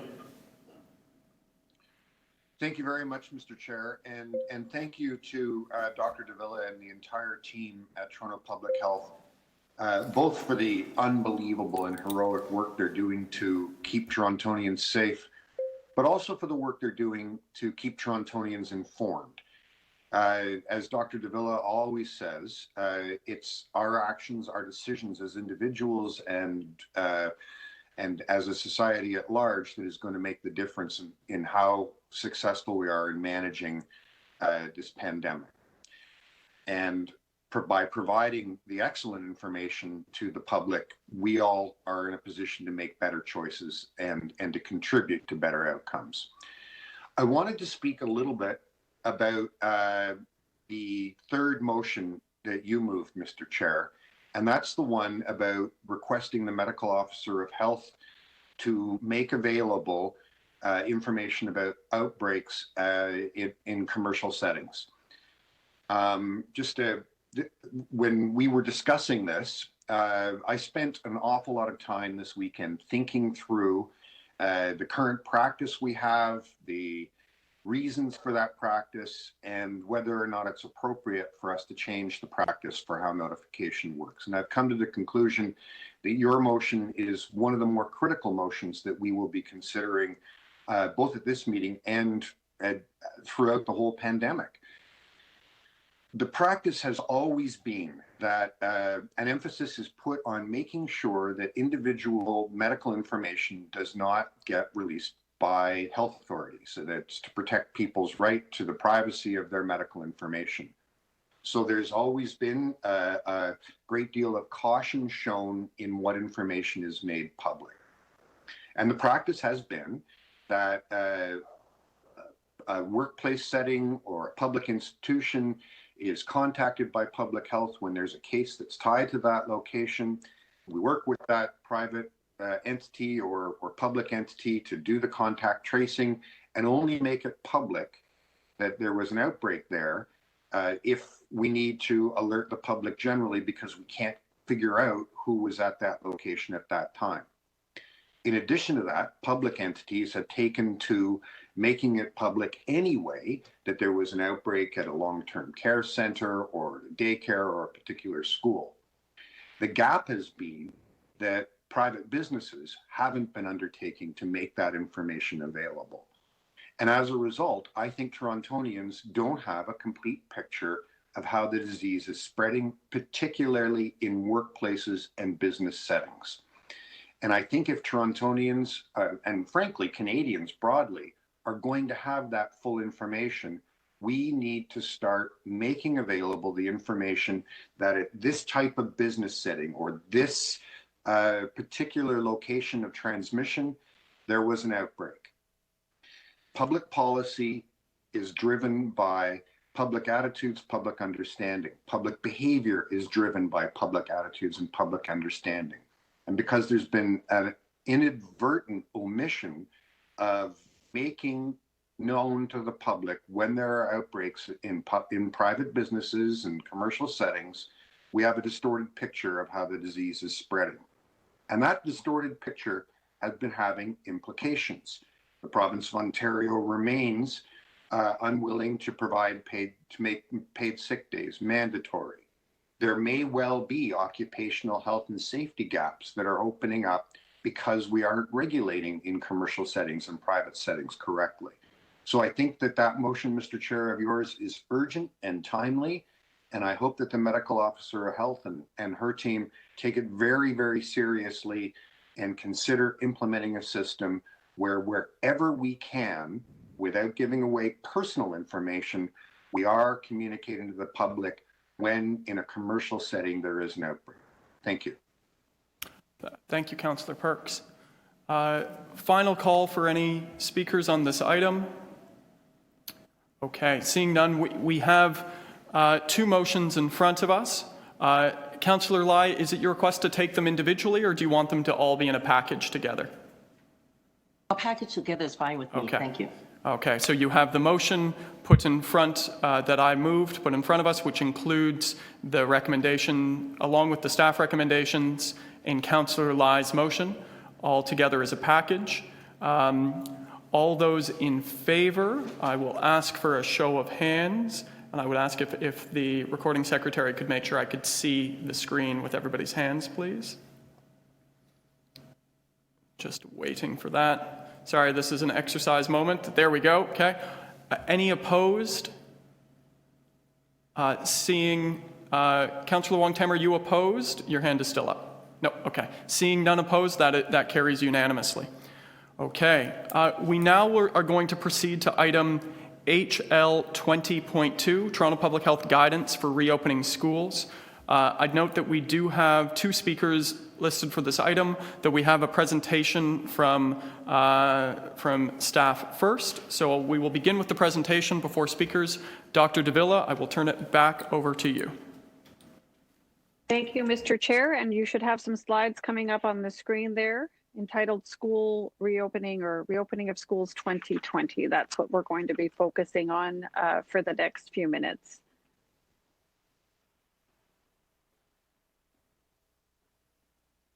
So I think we're just awaiting our colleagues at clerks calling up the slides.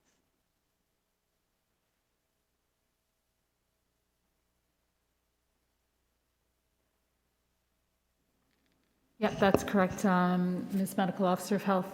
Just give us 1 minute and we'll have it on the screen shortly. Thank you.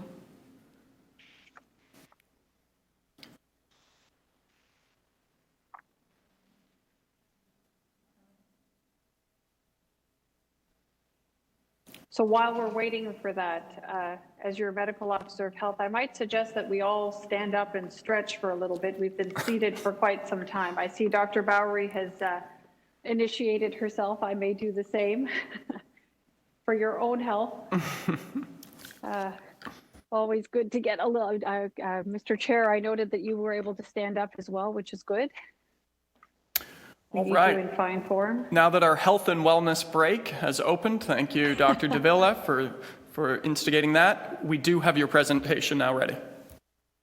Okay, great. Thank you very much. And it was in fact the technology that instigated the break. So I will thank the technology for that. We'll go straight to the next slide. We're going to be discussing school reopening. And you know that this has been a very involved process that has required a great deal of collaboration between us at Toronto Public Health, our local schools, the school boards, the Ministry of Health, the Ministry of Education.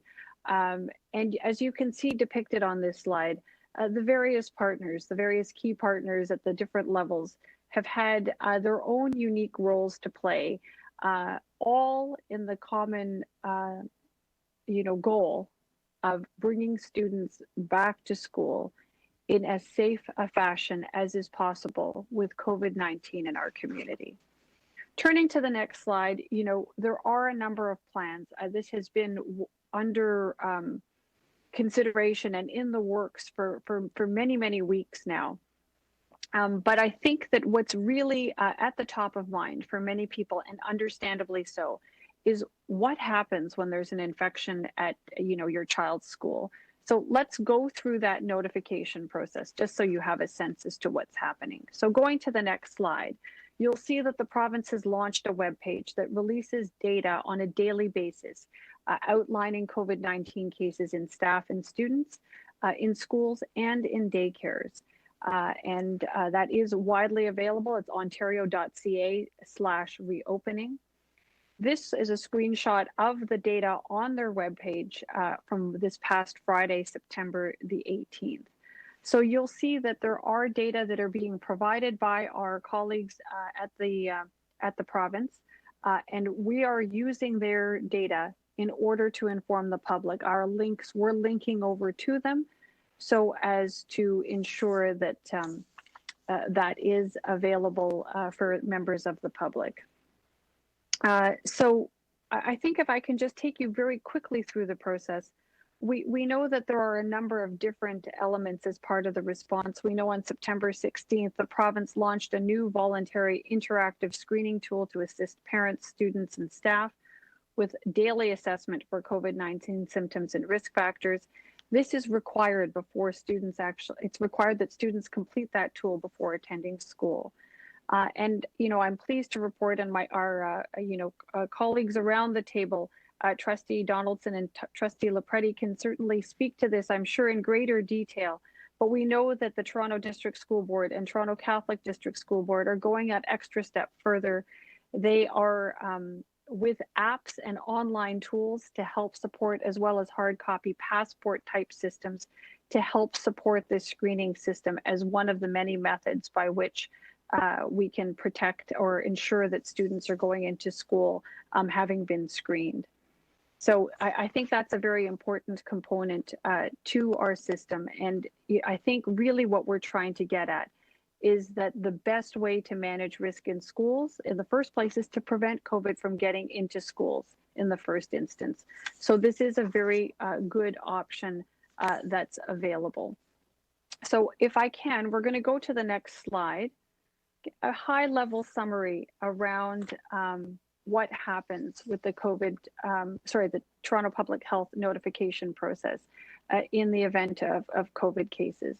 And it's very clear, we have had long discussions with our colleagues and will continue to have those discussions, that at the school level, if there is a confirmed student or staff COVID-19 case, there is a methodology that's established for schools to report directly to us.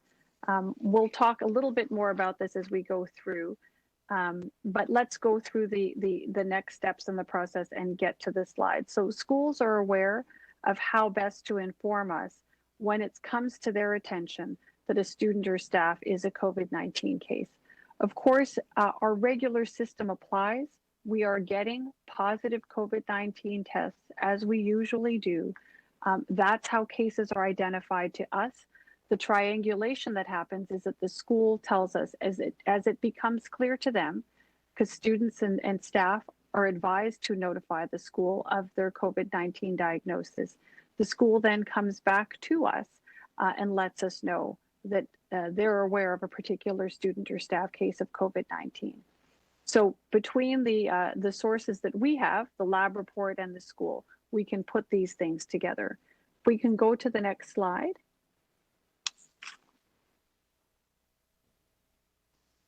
This gives you a flavor as to the steps in case and contact management in the school. Once we actually have a case that's been identified, we begin that case the case and contact management process. And, that as it always does, involves, understanding from the case, when was the diagnosis made, what happened, symptomatic, not symptomatic, what kind of exposure might have occurred, where have they been, what is the appropriate period of communicability. We start to figure that out with the case based on their symptoms and what their understanding of where they might have acquired the infection is. Once we have a sense on the period of communicability, we can then try to figure out who might have been at high risk of exposure. And certainly all students and staff who are determined to be at high risk of exposure to a case that has been identified in a school, they're directed to isolate and recommended for testing. In turn, the school boards will post if there is a confirmed case of COVID-19 in their school, or in their various schools that involves a student or staff. And as indicated here, we work very, very closely with the schools to determine, once we know what the period of communicability looks like, we make determinations in partnership with the school around who that case was in contact with in the school environment, if in fact that actually happened. There may be some cases where, and we have seen this, where cases have been identified in individuals who are either students or staff at a given school, but that individual never had time to actually be in the school or to expose anybody at the school. But these are the kinds of situations that we need to assess on their own individual circumstances to make a proper assessment. So it is risk stratified. We need to look at what the particulars are of a given circumstance. Those who are deemed to be at high risk of exposure are directed to isolate and recommended for testing. But of course, we know that not, having a case in a school doesn't mean that everybody in the school is at risk. Where there are circumstances where there is wider spread transmission or we have concerns, we will address those circumstances, accordingly. And we can think about what those circumstances might be. Are there broader populations beyond a given class or cohort that require testing or that need to be isolated or, that require further follow-up? These are the kinds of things that need to be sorted out through the individual case and contact management process.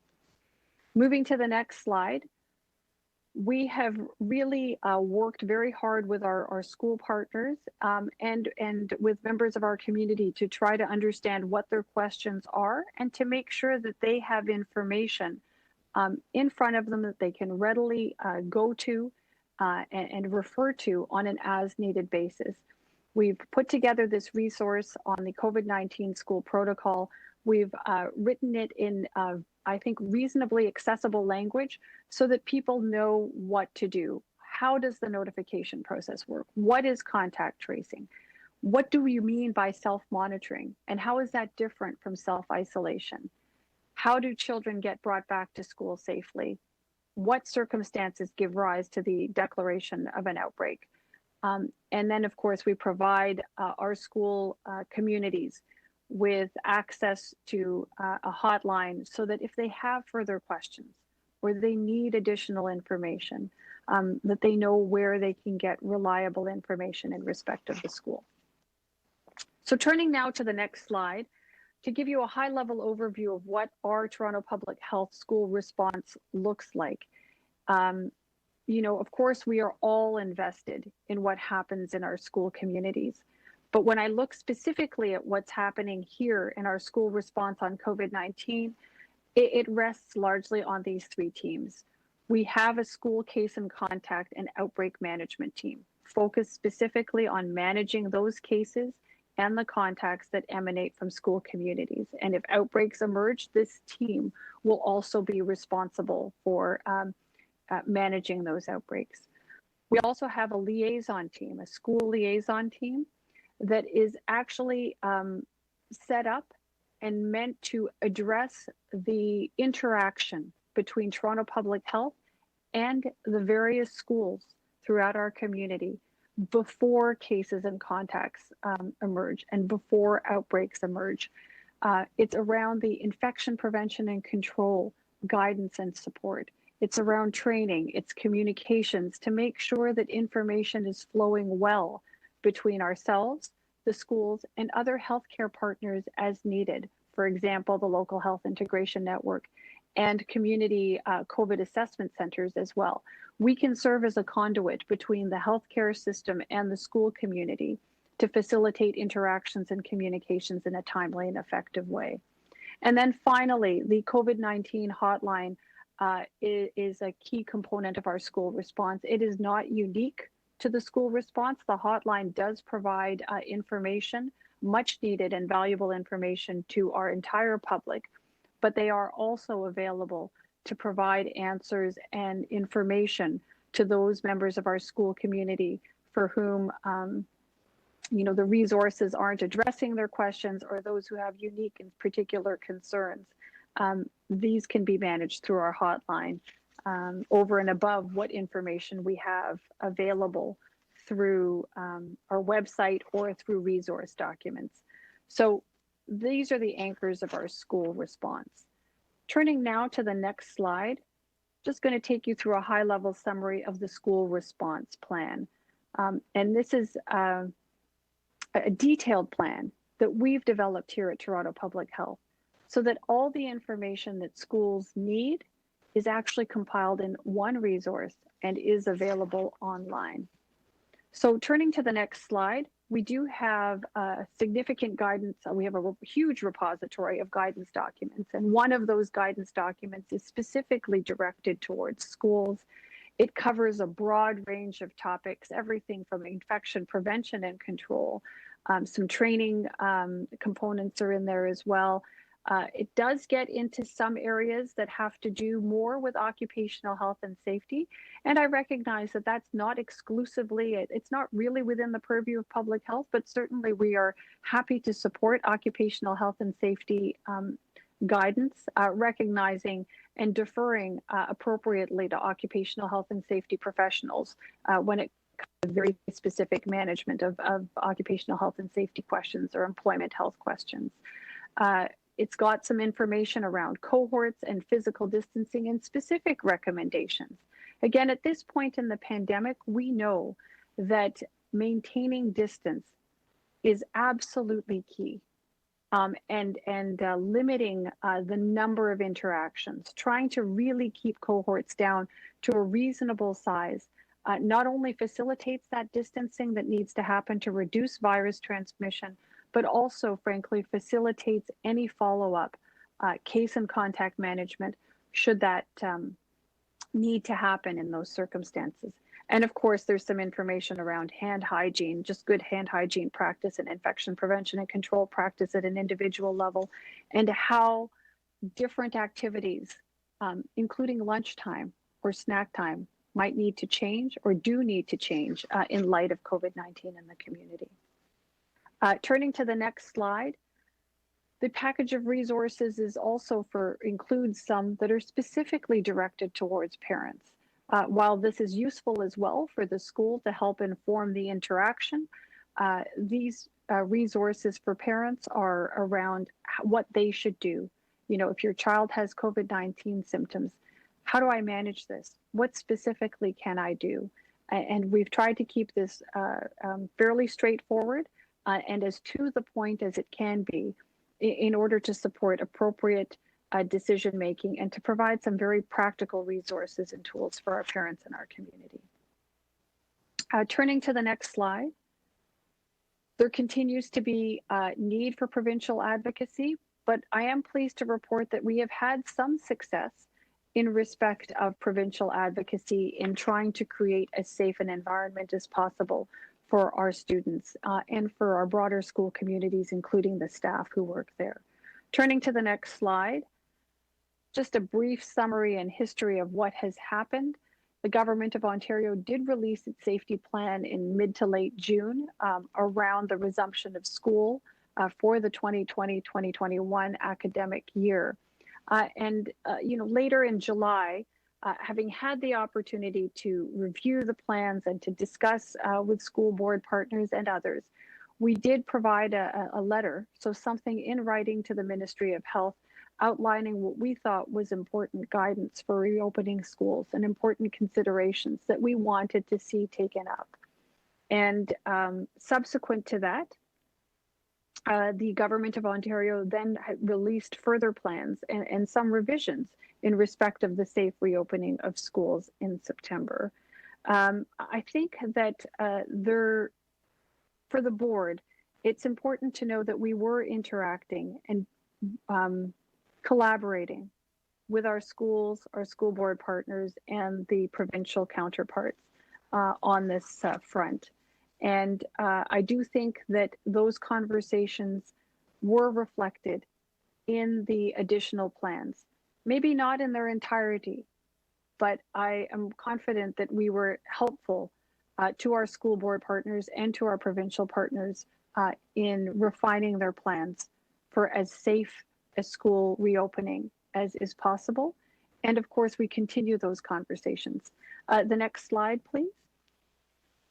We didn't stop communicating, and we haven't stopped communicating, and we won't stop. But on August the 10th, we did submit a second letter to the Ministry of Health, again, recommending some additional measures for school reopening as a result of those ongoing conversations we were having with partners and our understanding of what the plans were. And I'm pleased to say that, the Ministry of Education did take into consideration, I believe, our recommendations and implemented, for example, a delayed and staggered school reopening for schools this fall, as you have seen. And I think that this has been important in terms of all the relevant partners having that opportunity and time to slowly work our way up as we approach school reopening for the first time with COVID-19 in our environment. And trying to do so in as safe a manner as is possible requires some coordination, requires a great deal of coordination, in fact, and is challenging, I think, for all partners, given that it is our first go at doing this. Next slide, there is still some provincial advocacy that we are continuing to engage in. There are other recommendations that we would like to see for the benefit of our students and our entire school communities, including staff at those schools, our province take on. And those are listed here on this slide. We strongly recommend that classes or cohorts be limited so that 2-meter distancing can truly be maintained. Again, I can't emphasize enough how important distancing is. That is what the evidence throughout this pandemic from jurisdictions all around the world continues to point towards. Distancing makes a difference. So to the extent that we can limit class sizes to facilitate the ability for that distancing to be maintained, we are continuing to advocate to our province in this regard. Certainly, we recommend that further methodologies and more rapid methodologies for testing be actively considered, at the very least as a pilot project for consideration subsequently, premised on some kind of evaluation for further scaling up. We also recommend that there be a protocol developed so that there are clear indicators around when school activities should be adjusted to what we describe as more adaptive models, models that include a little bit of in-person and perhaps more virtual, when schools should be moved fully to a virtual regime. But at the same time, this needs to consider very seriously, how do we keep those who most need and those who most benefit from being in school in person on a full-time basis as much as possible. How do we continue to keep them in those schools as much as possible, just given those existing needs? So these are delicate balances, again, that need to be struck. And finally, we would recommend that the province require implementation of active screening at all schools, with a tip of the hat again to our colleagues at the Toronto District School Board and the Toronto Catholic District School Board for all they have done to advance screening within their environments. So the next is the final slide. And it's just to give you a list of resources, a handy list of resources. We anticipate that given the significance of school reopening in our community, you will likely receive inquiries. You probably already have received many inquiries in your offices, and we expect that you will want to communicate with your constituents and with those in your community. So we're providing you with these links, which include all of the resources and information that you've just reviewed here through this slide deck. So this is available for your use. I would welcome your sharing this information, whether it's through newsletters or other communications that you provide. I think the more we're able to disseminate this information and the more people are aware of what the resources are, the better off we will be in terms of providing, again, that as safe as possible school environment for our students and for those who work within our school communities. So with that, I'll wrap up my presentation, Mr. Chair, and turn it back over to you. Well, thank you, Dr. Davila. We do have 2 registered speakers on this item, so we'll move to the speakers before bringing it back into committee.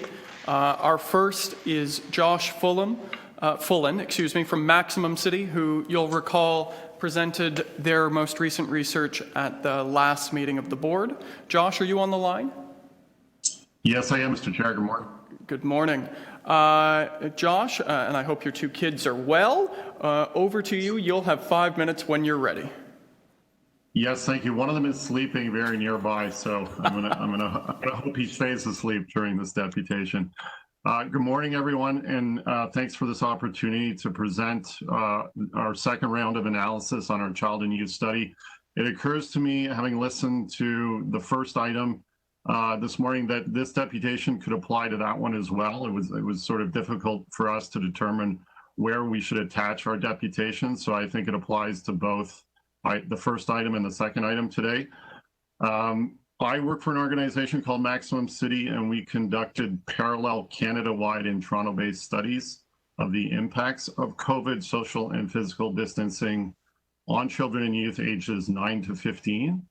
And when I presented in July to this body, we focused on the overall findings, and the analysis I'm going to present today looks at results by ethno-racial background, household income and composition, municipality population size, age and gender, and private versus public schooling. So the main research question we explored in this analysis is simply, are some groups of children and youth disproportionately affected by their experience of living through pandemic conditions? And what are their socioeconomic and demographic characteristics? So the behaviors we looked at specifically, there were 5 behaviors we looked at. One was physical activity, one was screen time, one was sleep duration, one was sleep quality, and the 5th one was going outside, the frequency of going outside. So those first 4, there is an evidence-based guideline, Canada-wide guideline for 24-hour healthy movement guidelines for children and youth that we can peg the results to. And the 5th one we included, even though it's not in that Canada-wide set of guidelines, because there is a recent UNICEF report that found strong evidential links to children going outside, playing outside, and their happiness. So those are the reasons that those behaviors were measured and studied by disaggregation. And I want to focus really just in the time that I have today on physical activity and going outside, those 2 behaviors. So on average, physical activity has declined during COVID-19 pandemic among Canadian children and youth. That's perhaps not surprising. But with regard to ethnicity, white European children were less likely to report a decrease in physical activity.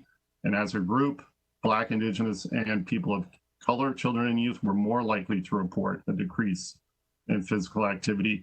And then if we shift that to where you live in Canada and what kind of city you live in, there are spatial inequalities in the reported decreases in physical activity. So small municipalities with less than 100,000 population were less likely to report a decrease in children's physical activity, while medium-sized municipalities, so that's between 100,000 and 400,000 population, had a higher proportion of children and youth with decreased physical activity levels compared to the small and large municipalities.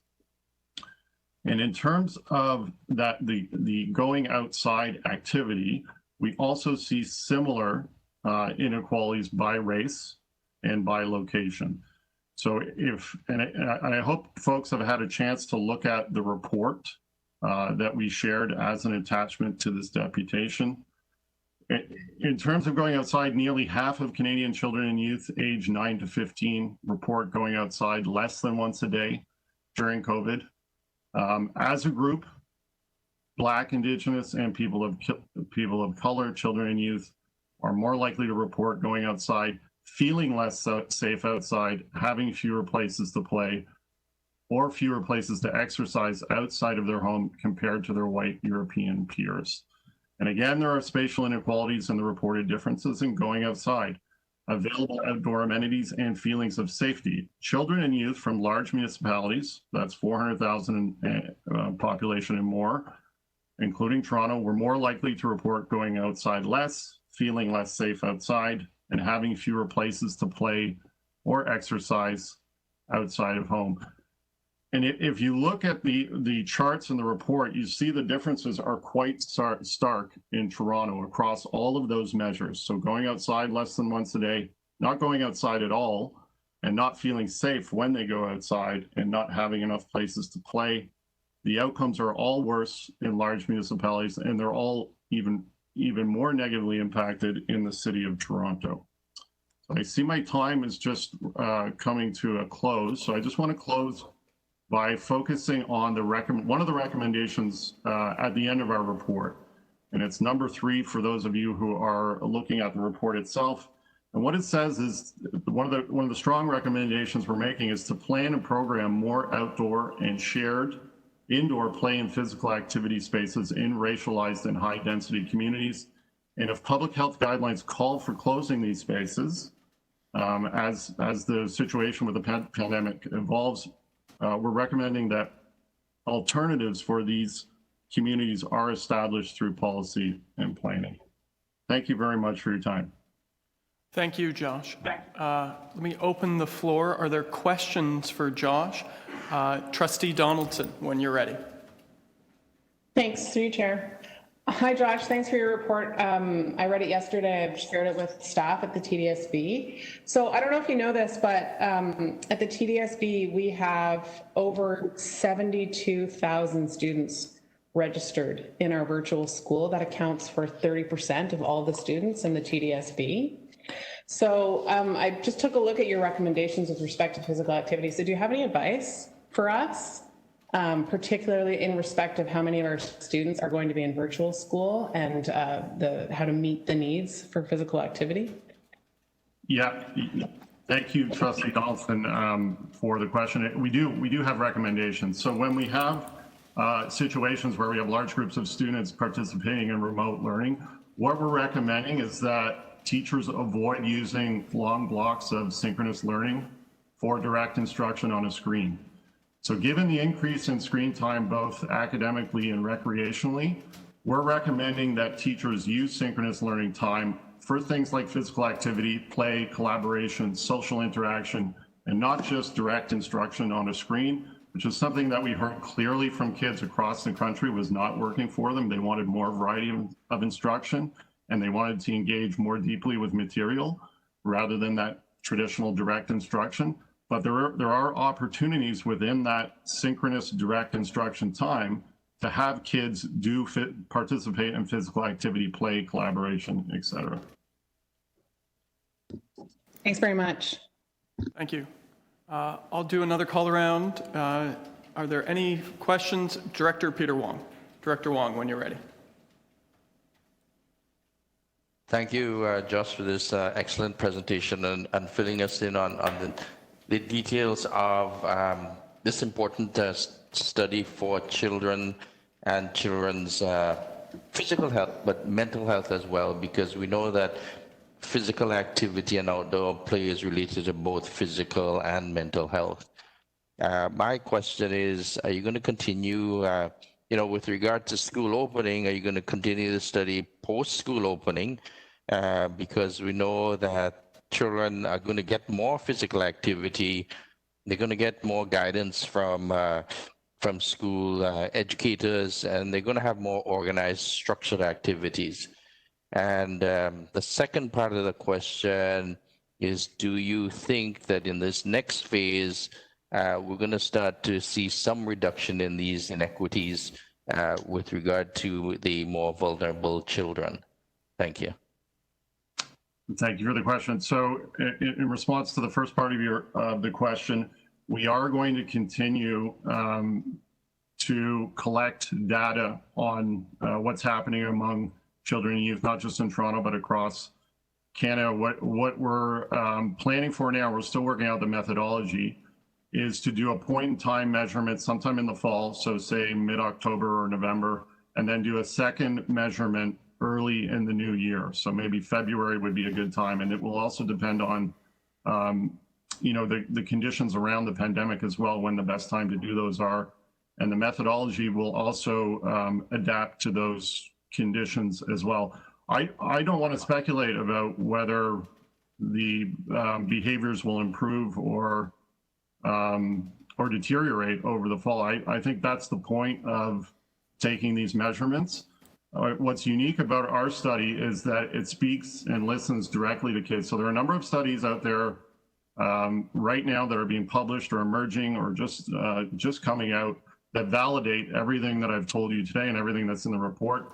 But they really focused on parents reporting on kids' behavior on behalf of kids. What this study does, and what our two subsequent studies will do, is listen directly to kids so that they have a voice in the sort of the opportunities. They have an opportunity to participate in what's impacting their lives in a real way.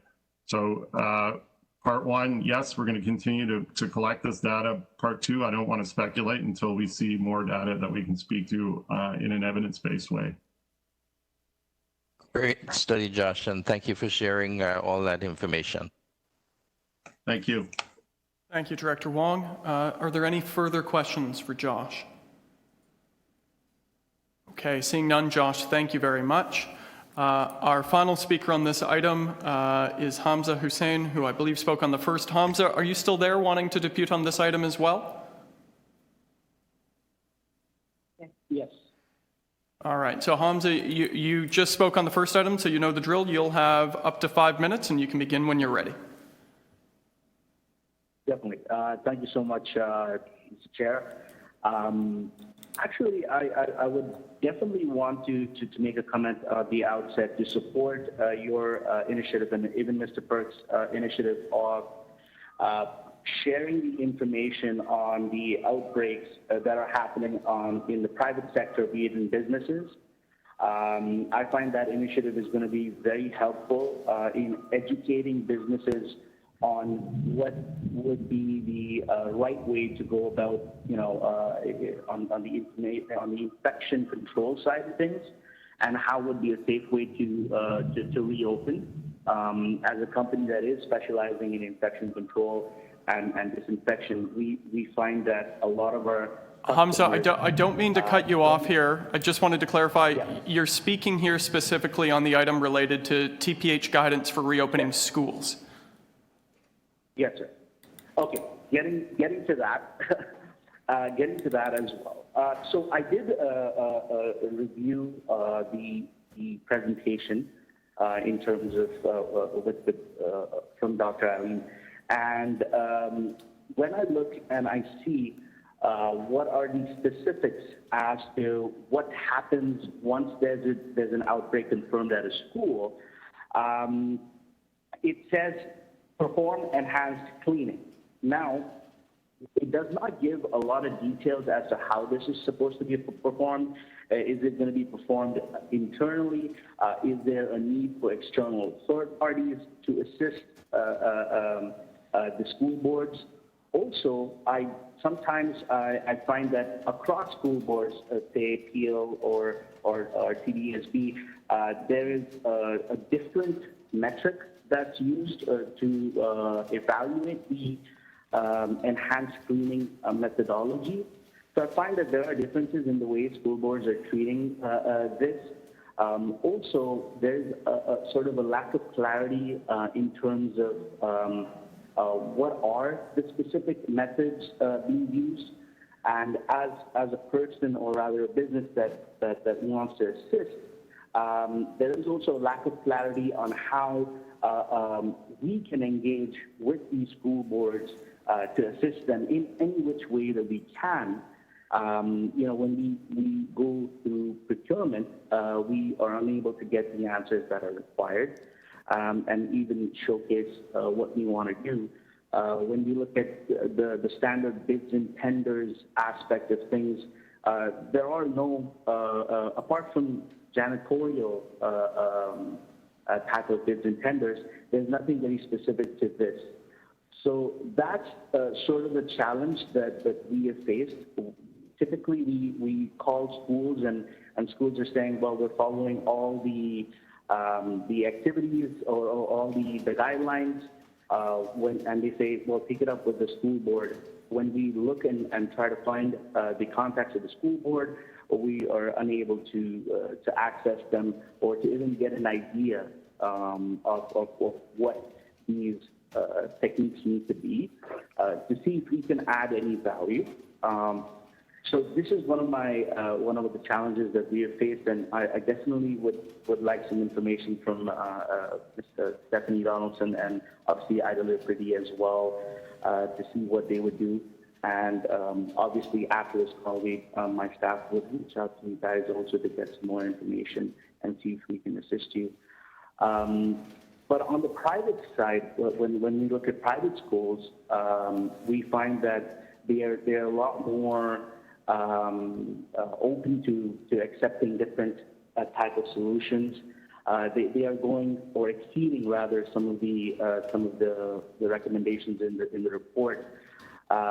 We just want to kind of be able to connect with you guys and see, get a clarification on what exactly is being done and how we could help. And if we can, we would love to complement whatever activities that you're doing right now. So I yield the rest of my time.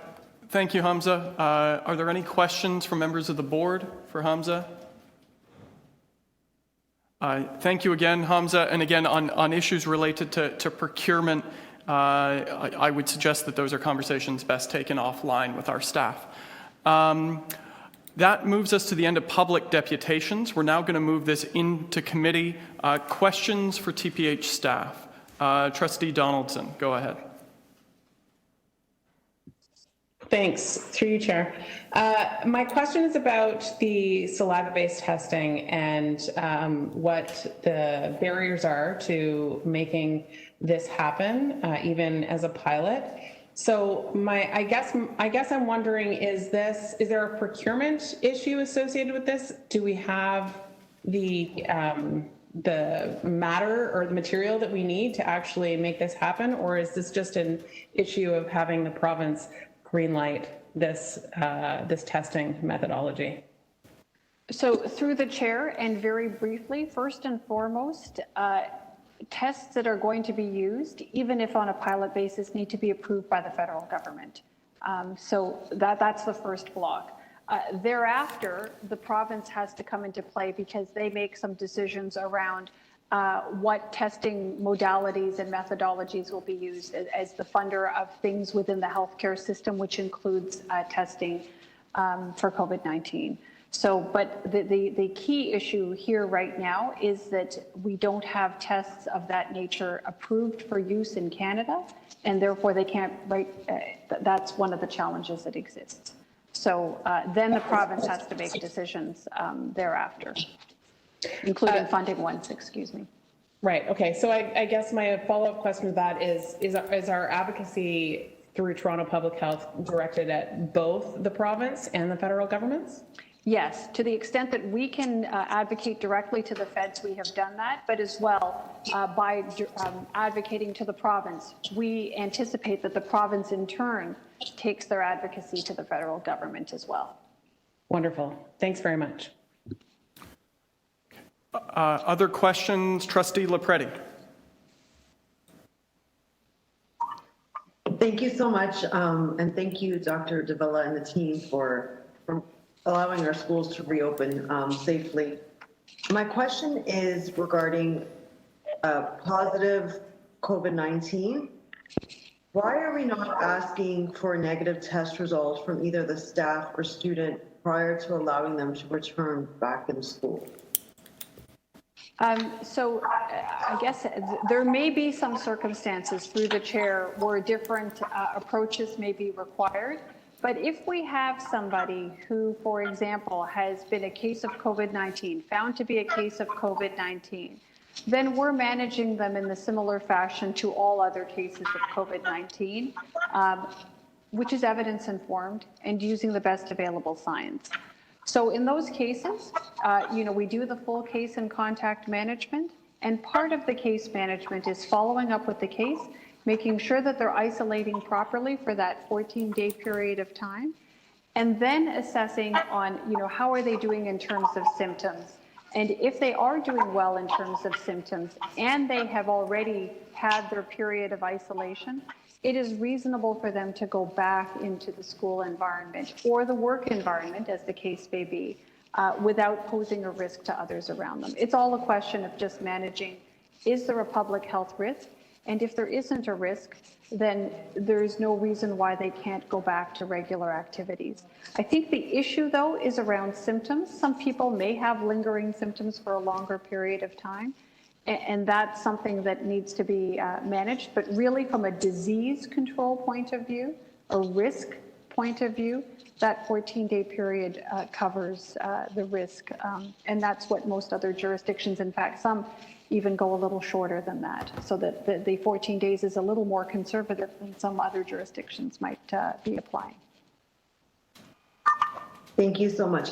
My other question is with asymptomatic siblings. So if we have a child that is symptomatic in school, I know that different boards are doing different things. So I'm wondering, what is your recommendation for sending the siblings of the symptomatic child home? There seems to be some confusion happening, I know specifically within our board.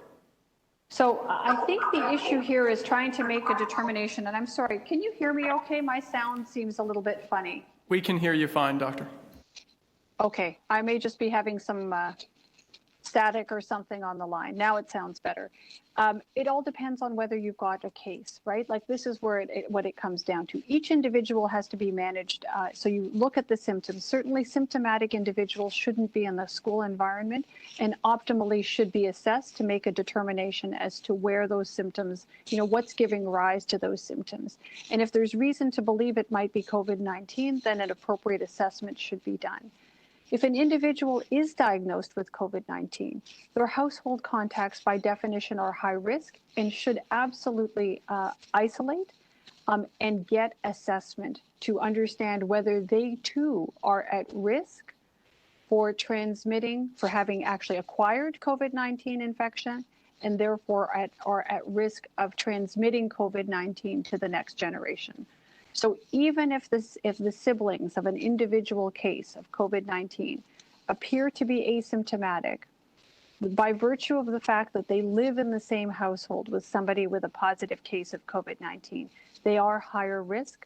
They should be, appropriately assessed and isolated so as not to create the next generation of COVID-19 infection. You want to eliminate that risk. Understood. Thank you so much. My last question. So we've heard a lot of talk on the cohorts of being 15 for 20. So now I see that in the recommendations, we're seeing 2 meter distancing. So just to be clear, so the public at large is understanding this 15 number, Are we moving away from that 15 number now and moving towards the 2-meter distancing?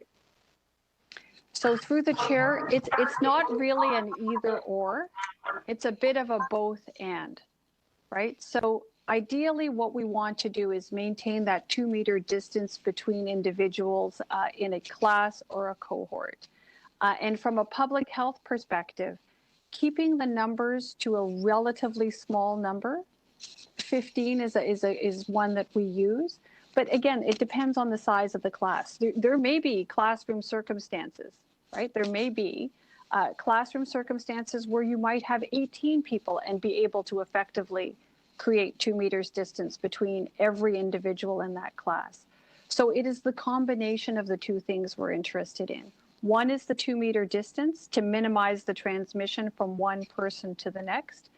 The smaller numbers, frankly, limit the risk to a smaller number of people should a case arise within the context of that class or cohort. And from a very practical perspective, from a public health case and contact follow-up perspective, the smaller the number of contacts we have to follow up, the faster and the more timely we are with the case and contact management, right? So by virtue of the fact that we have smaller classrooms, you just automatically reduce the risk to a smaller number of people, even if COVID-19 should enter that environment. Thank you very much, Trustee Lopretti. Are there any further questions on this item? Okay, I'm going to put myself on for as the last for questions. Dr. Davila, I just want to follow up on surveillance and the potential implementation of rapid testing options, at-home rapid testing surveillance options. So you mentioned that regulatory approval is required from Health Canada in order for widespread rollout of such testing modalities. But is it not also possible that surveillance testing, such as saliva-based testing, can be implemented immediately on a pilot basis as a research initiative? Because I'm aware of some of that being done in private schools in Toronto today. So through you, Mr. Chair, yes, there are research protocols under which those tests might be made available. But in order to actually implement those research protocols, even if on a pilot basis for further scale up and consideration for scale up on a future basis, you have to do you'll need to establish a research protocol, and that does require research and ethics, and there are some logistics that need to be managed as part of that. So as Health Canada continues to evaluate the different testing modalities out there, is that as a research project, is that how British Columbia is implementing currently a different surveillance testing modality for schools?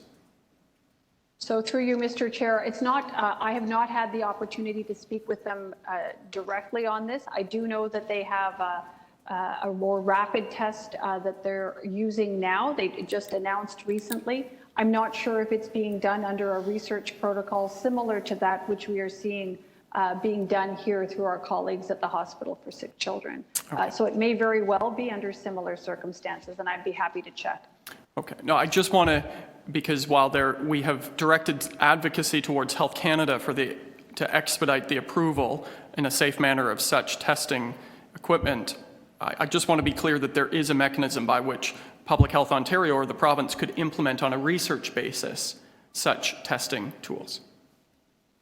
Yes, so through you, Mr. Chair, I believe there is, and of course there would be a very specific research ethics and logistics issues that would need to be worked out. Okay.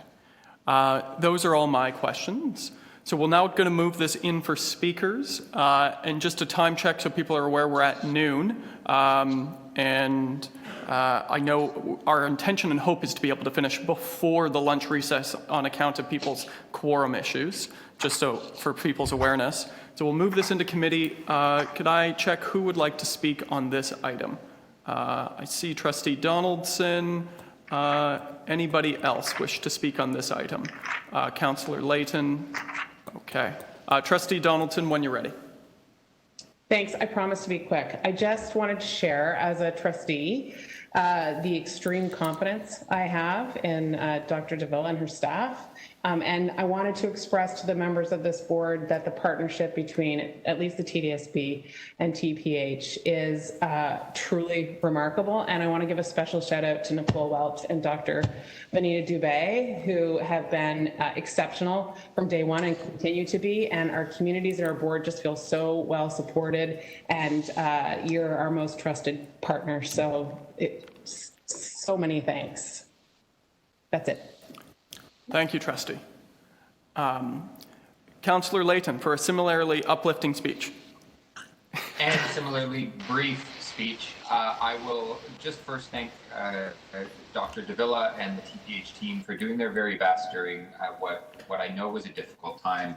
And then my thanks to the trustees on this committee and across the boards for managing through as well. You know, as a parent to a senior kindergarten student at the TDSB, this has been a really hard month. This has been an incredible, a month full of agonizing and anxiety about what will happen, because none of us knew going into just a couple days before.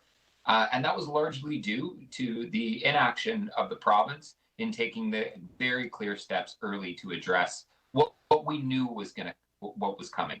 And so it was very disappointing that unfortunately the boards and the teachers weren't given the resources and the time to prepare accordingly, despite the fact that we knew this months ago, that we were going to have at least a little bit of a resurgence in COVID in our community as the kids were returning to school. And I got to tell you, I think throughout all of this, we need to remember that there are tens of thousands, hundreds of thousands of parents out there and kids out there that are going to school packing masks and with new safety protocols, all things that are foreign to them.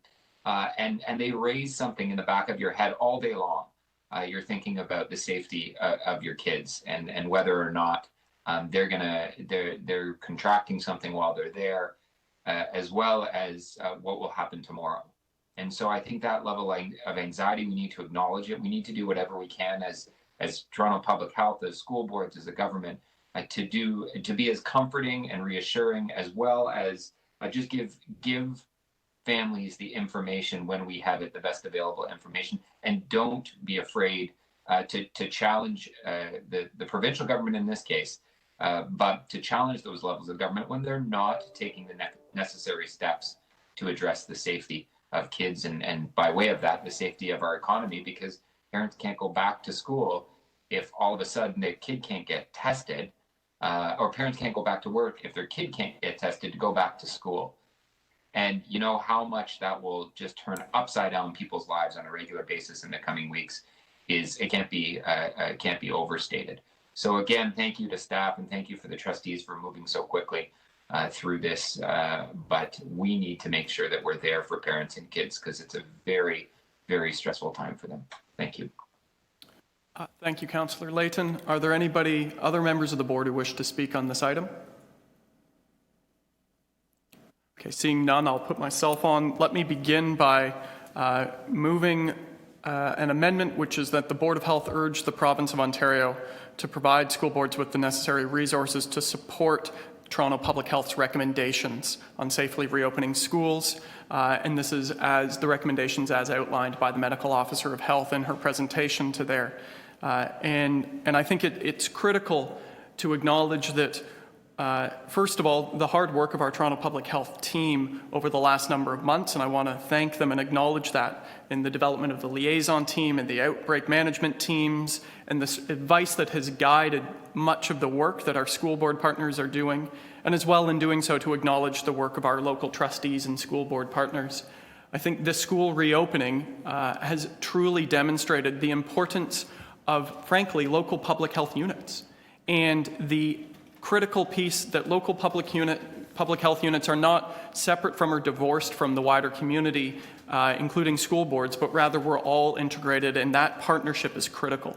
In my time on the Board of Health, we've never had representatives of both the Toronto District and the Toronto Catholic boards represented here until this recent term. And having them both here at the table has significantly improved and informed school reopening protocols together. And so in acknowledging that, I do want to thank the team at Toronto Public Health and our trustees, Trustee Donaldson and Lapretti and their boards. But I'd like to acknowledge in moving this and moving the recommendations of the MOH that it is still not too late to provide for a safer school opening plan. Schools may be open, and for how much longer, how we do with this pandemic will tell. But we have measures at our disposal that the province can help to support to enable a safer school reopening, still, today. Whether that's smaller class sizes or working either on their own or with the federal government to implement surveillance testing options, more can be done and should be done. And that is what is in front of us here. And then I would just note a concern I have, and I know it's a concern as it relates to school reopening that's under active conversation both at the provincial level and internally at Toronto Public Health, which is I think some clarity needs to be provided and rather urgently to parents as it relates to the bubble. If you're a teacher or you're a parent with kids, does that 10-person bubble still apply? I will tell you that that provincial 10-person bubble, it has not been removed. The advice from the province has not been to change that. But I speak to parent after parent who are having to make their own decisions as to whether they will now limit their own interactions with people in their household and other essential supports or not. I hear from teacher after teacher, including teachers in my own family, siblings of mine who are teachers, who are wondering whether they can still engage with the bubble that they had established or not. And in the absence of clear advice, we're counting on parents and teachers to utilize their own judgment, and that's hard. And so I would just flag that on a rather pressing and urgent basis, that issue needs to be resolved. And so with that, we have one motion in front of us, which is to endorse the MOH recommendations on a safe school reopening. I'd ask the clerks if that can be put on the screen. All those in favor, by way of a show of hands. Any opposed? Seeing none, that carries unanimously. Okay, members, we now have a couple items left in front of us. We have item HL 20.5, 20.6, and the new business item. So HL 20.5, Councillor Lai, I know you asked to hold this down. Just before we begin, this is the 2020 Ontario Seniors Dental Care Program. An update, the Medical Officer of Health has advised that the confidential attachment, which was included here, which lists the specific capital funding agreements with dental clinics, that the confidential attachment is no longer confidential. We received notice on Friday, September the 18th from the Provincial Ministry of Health that the capital funding details can now be discussed publicly. And so the board secretary is taking the necessary steps to make that confidential attachment public. And when it comes time to vote on this item, I will move a motion that the recommendations in the staff report are no longer necessary, rather that we endorse the confidential specifics. So with that, sorry for that, that's a technical piece. All that is to say the confidential attachment is now public. Councillor Lai, you indicated you had questions on this. I'll turn the floor over to you. Thank you, Chair. It's very nice that it's not confidential anymore because I do have I have problem opening up that attachment, and now I got information here. Just wanted to quickly ask staff about this one.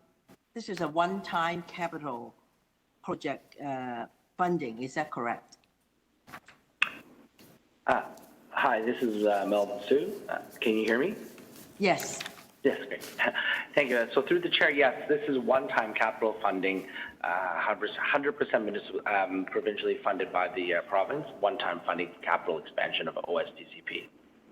So this funding is just until March 2021, and we can submit requests for an extension if we wanted to. Are there any plans for us to actually submit an extension of this plan, of this funding? Is that how it's being taken care of? So through the Chair Council, yes, we are planning to submit an extension as this planning and procurement will take longer than needed, of course, during this COVID. So we will be asking the province for an extension, and we'll be doing through our finance department as well. We have heard that the province has indicated there's a possibility of an extension past March 2021. Okay, those are my questions, Mr. Chair. Thank you, Councillor. Are there any other questions on this item? Okay, seeing none, we'll move in. Are there any speakers on this item? Councillor Lai, go ahead. Just very quickly, Mr. Chair, I just wanted to thank the province for actually taking care of our seniors, because especially my ward, there are a lot of seniors that they cannot afford to actually go to the dentist themselves, and it is really doing a great deal of pressure, stress away from them. So I just wanted to really thank the province to fund this, and I do notice that there's one clinic in North Scarborough that got about $600,000 funding, which is very, very helpful, because in my neck of the woods, there are a lot of seniors that are aging, and they're really in need of caring about their dental problems. So just wanted to thank everyone for doing, and for the TPH staff for doing a good job as well. And I hope that we can ask for the extension of this funding so that we can carry on the program. Thank you. Thank you, Councillor. Are there any further speakers on this item? Okay, seeing none, I'm just placing the revised recommendations here, which is with the news that the confidential information can be made public. So if that can be put on the screen, this is the staff recommendation to increase the TPH capital budget to account for the Seniors Dental Care Program, and authorizes the MOH to enter into specific funding agreements with the listed dental clinics. Okay, all those in favor, look for a show of hands. Opposed, if any, that carries. We now move to item HL 20.6, a change in approach, TPH's implementation of the RNAO's breastfeeding best practice guidelines. Director Peter Wong, I believe you had questions on this item. And we'll just ask you to unmute your mic.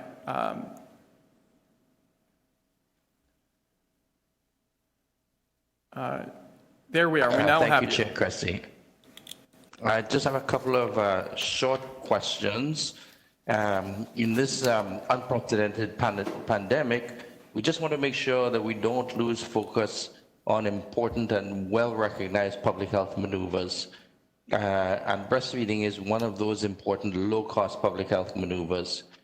We know that breastfeeding gives our children the best start to life, and it has far-reaching benefits and implications for family members, mothers, and society at large. So I just needed to, I think it was important to just reassure the board that we're not going to lose ground on breastfeeding practice in the city of Toronto, because over the last couple of decades, we have worked really hard to get as far as we are. We still have much further to go. So I have a couple of questions, just a general question and a more specific question. The general question is, in the summary, it states that we now have strong breastfeeding practices that have been established in the city. So just a question around, is the City of Toronto achieving the goals for breastfeeding rates, and how does it compare to other comparable cities? And the second question is around resource-intensive endeavor of the breastfeeding, the baby-friendly initiative. Exactly what is the statement referred to, and how intensive is it, and how does it compare to the breastfeeding best practice by the registered nurses of Ontario? Thank Thank you. So through the chair, first of all, thanks for that question. And I'm going to try to be brief to be very cognizant of your time because this is a rather, we can get into a long conversation on this. But suffice it to say that first and foremost, the BFI, the Baby Friendly Initiative, and the accreditation that went through that, becoming designated baby friendly, was actually and if you speak to the Breastfeeding Committee of Canada, the researchers there will tell you that that endeavor, that designation, was actually created for healthcare organizations, more like hospitals rather than public health units. So one of the challenges with the system, the designation under the baby-friendly designation, was that it actually put on us as the local public health unit requirements that were actually outside of our control. Things that actually happen within the context of the hospital, over which we have little to no influence. Over and above that, there were many requirements that needed to be done, and it was around documentation and what I would call largely administrative things, all very well-meaning, all very, very well-meaning, but perhaps better set up for a hospital-based practice more so than a local public health practice. Whereas the RNAO guidelines are also evidence-informed, but specifically with regard to local public health practice, so much more germane to the kind of work that we do, and holds us to an account and to certain standards that I think are more appropriate for local public health rather than for a healthcare institution that offers maternal and child health services. So I think that if I had to encapsulate it in a very simple way, that would be the distinction here.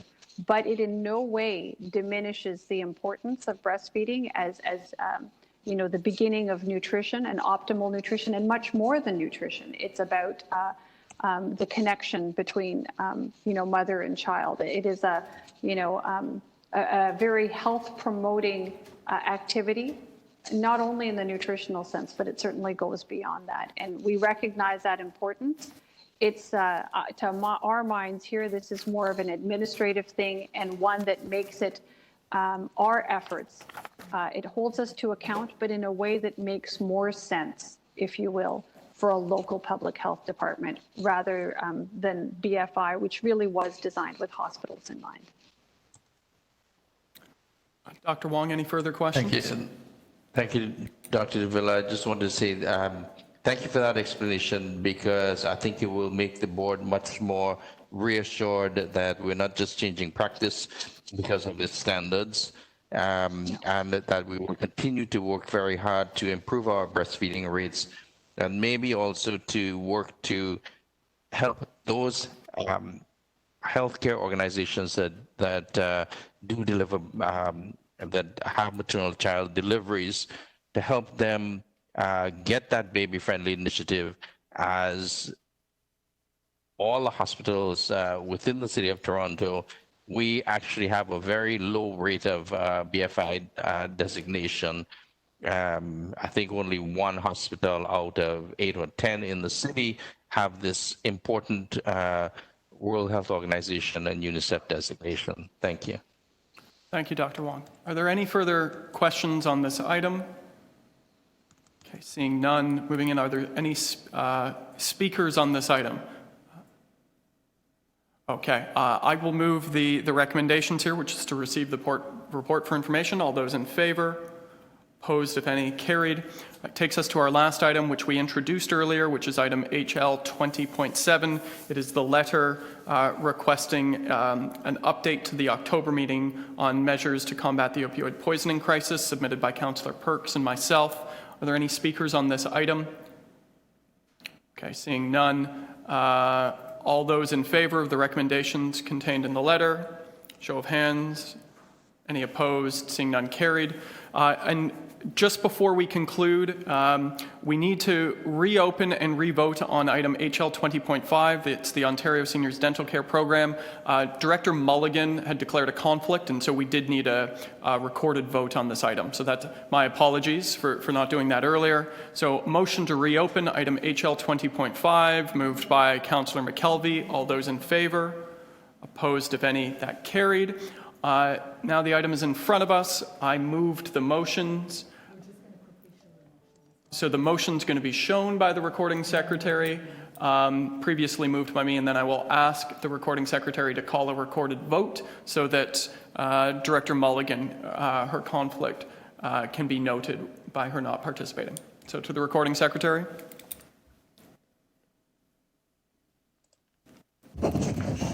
Directors, when I call your name, please unmute your mic, indicate your vote by stating in favor or opposed, and put your mic back on mute.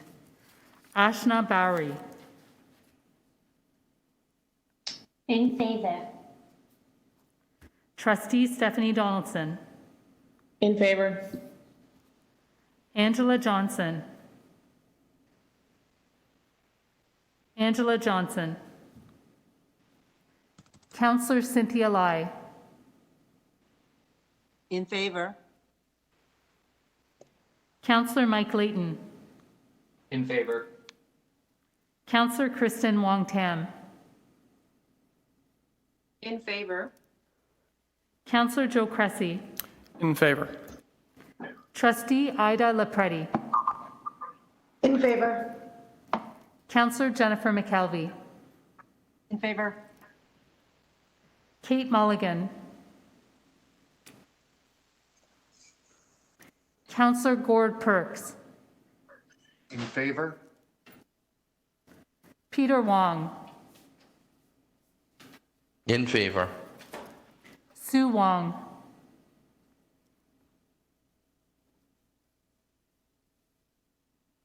Mr. Chair, that carries with 10 members for the motion and 3 members absent. Thank you very much. Members of the board, that concludes our agenda today. Thank you, as always. Every meeting is an important one at the moment. It always has been, but more so now. So thank you, as always. We'll see you soon. That concludes the agenda. Good job, Chair. Thank you. Thank you, Mr. Chair.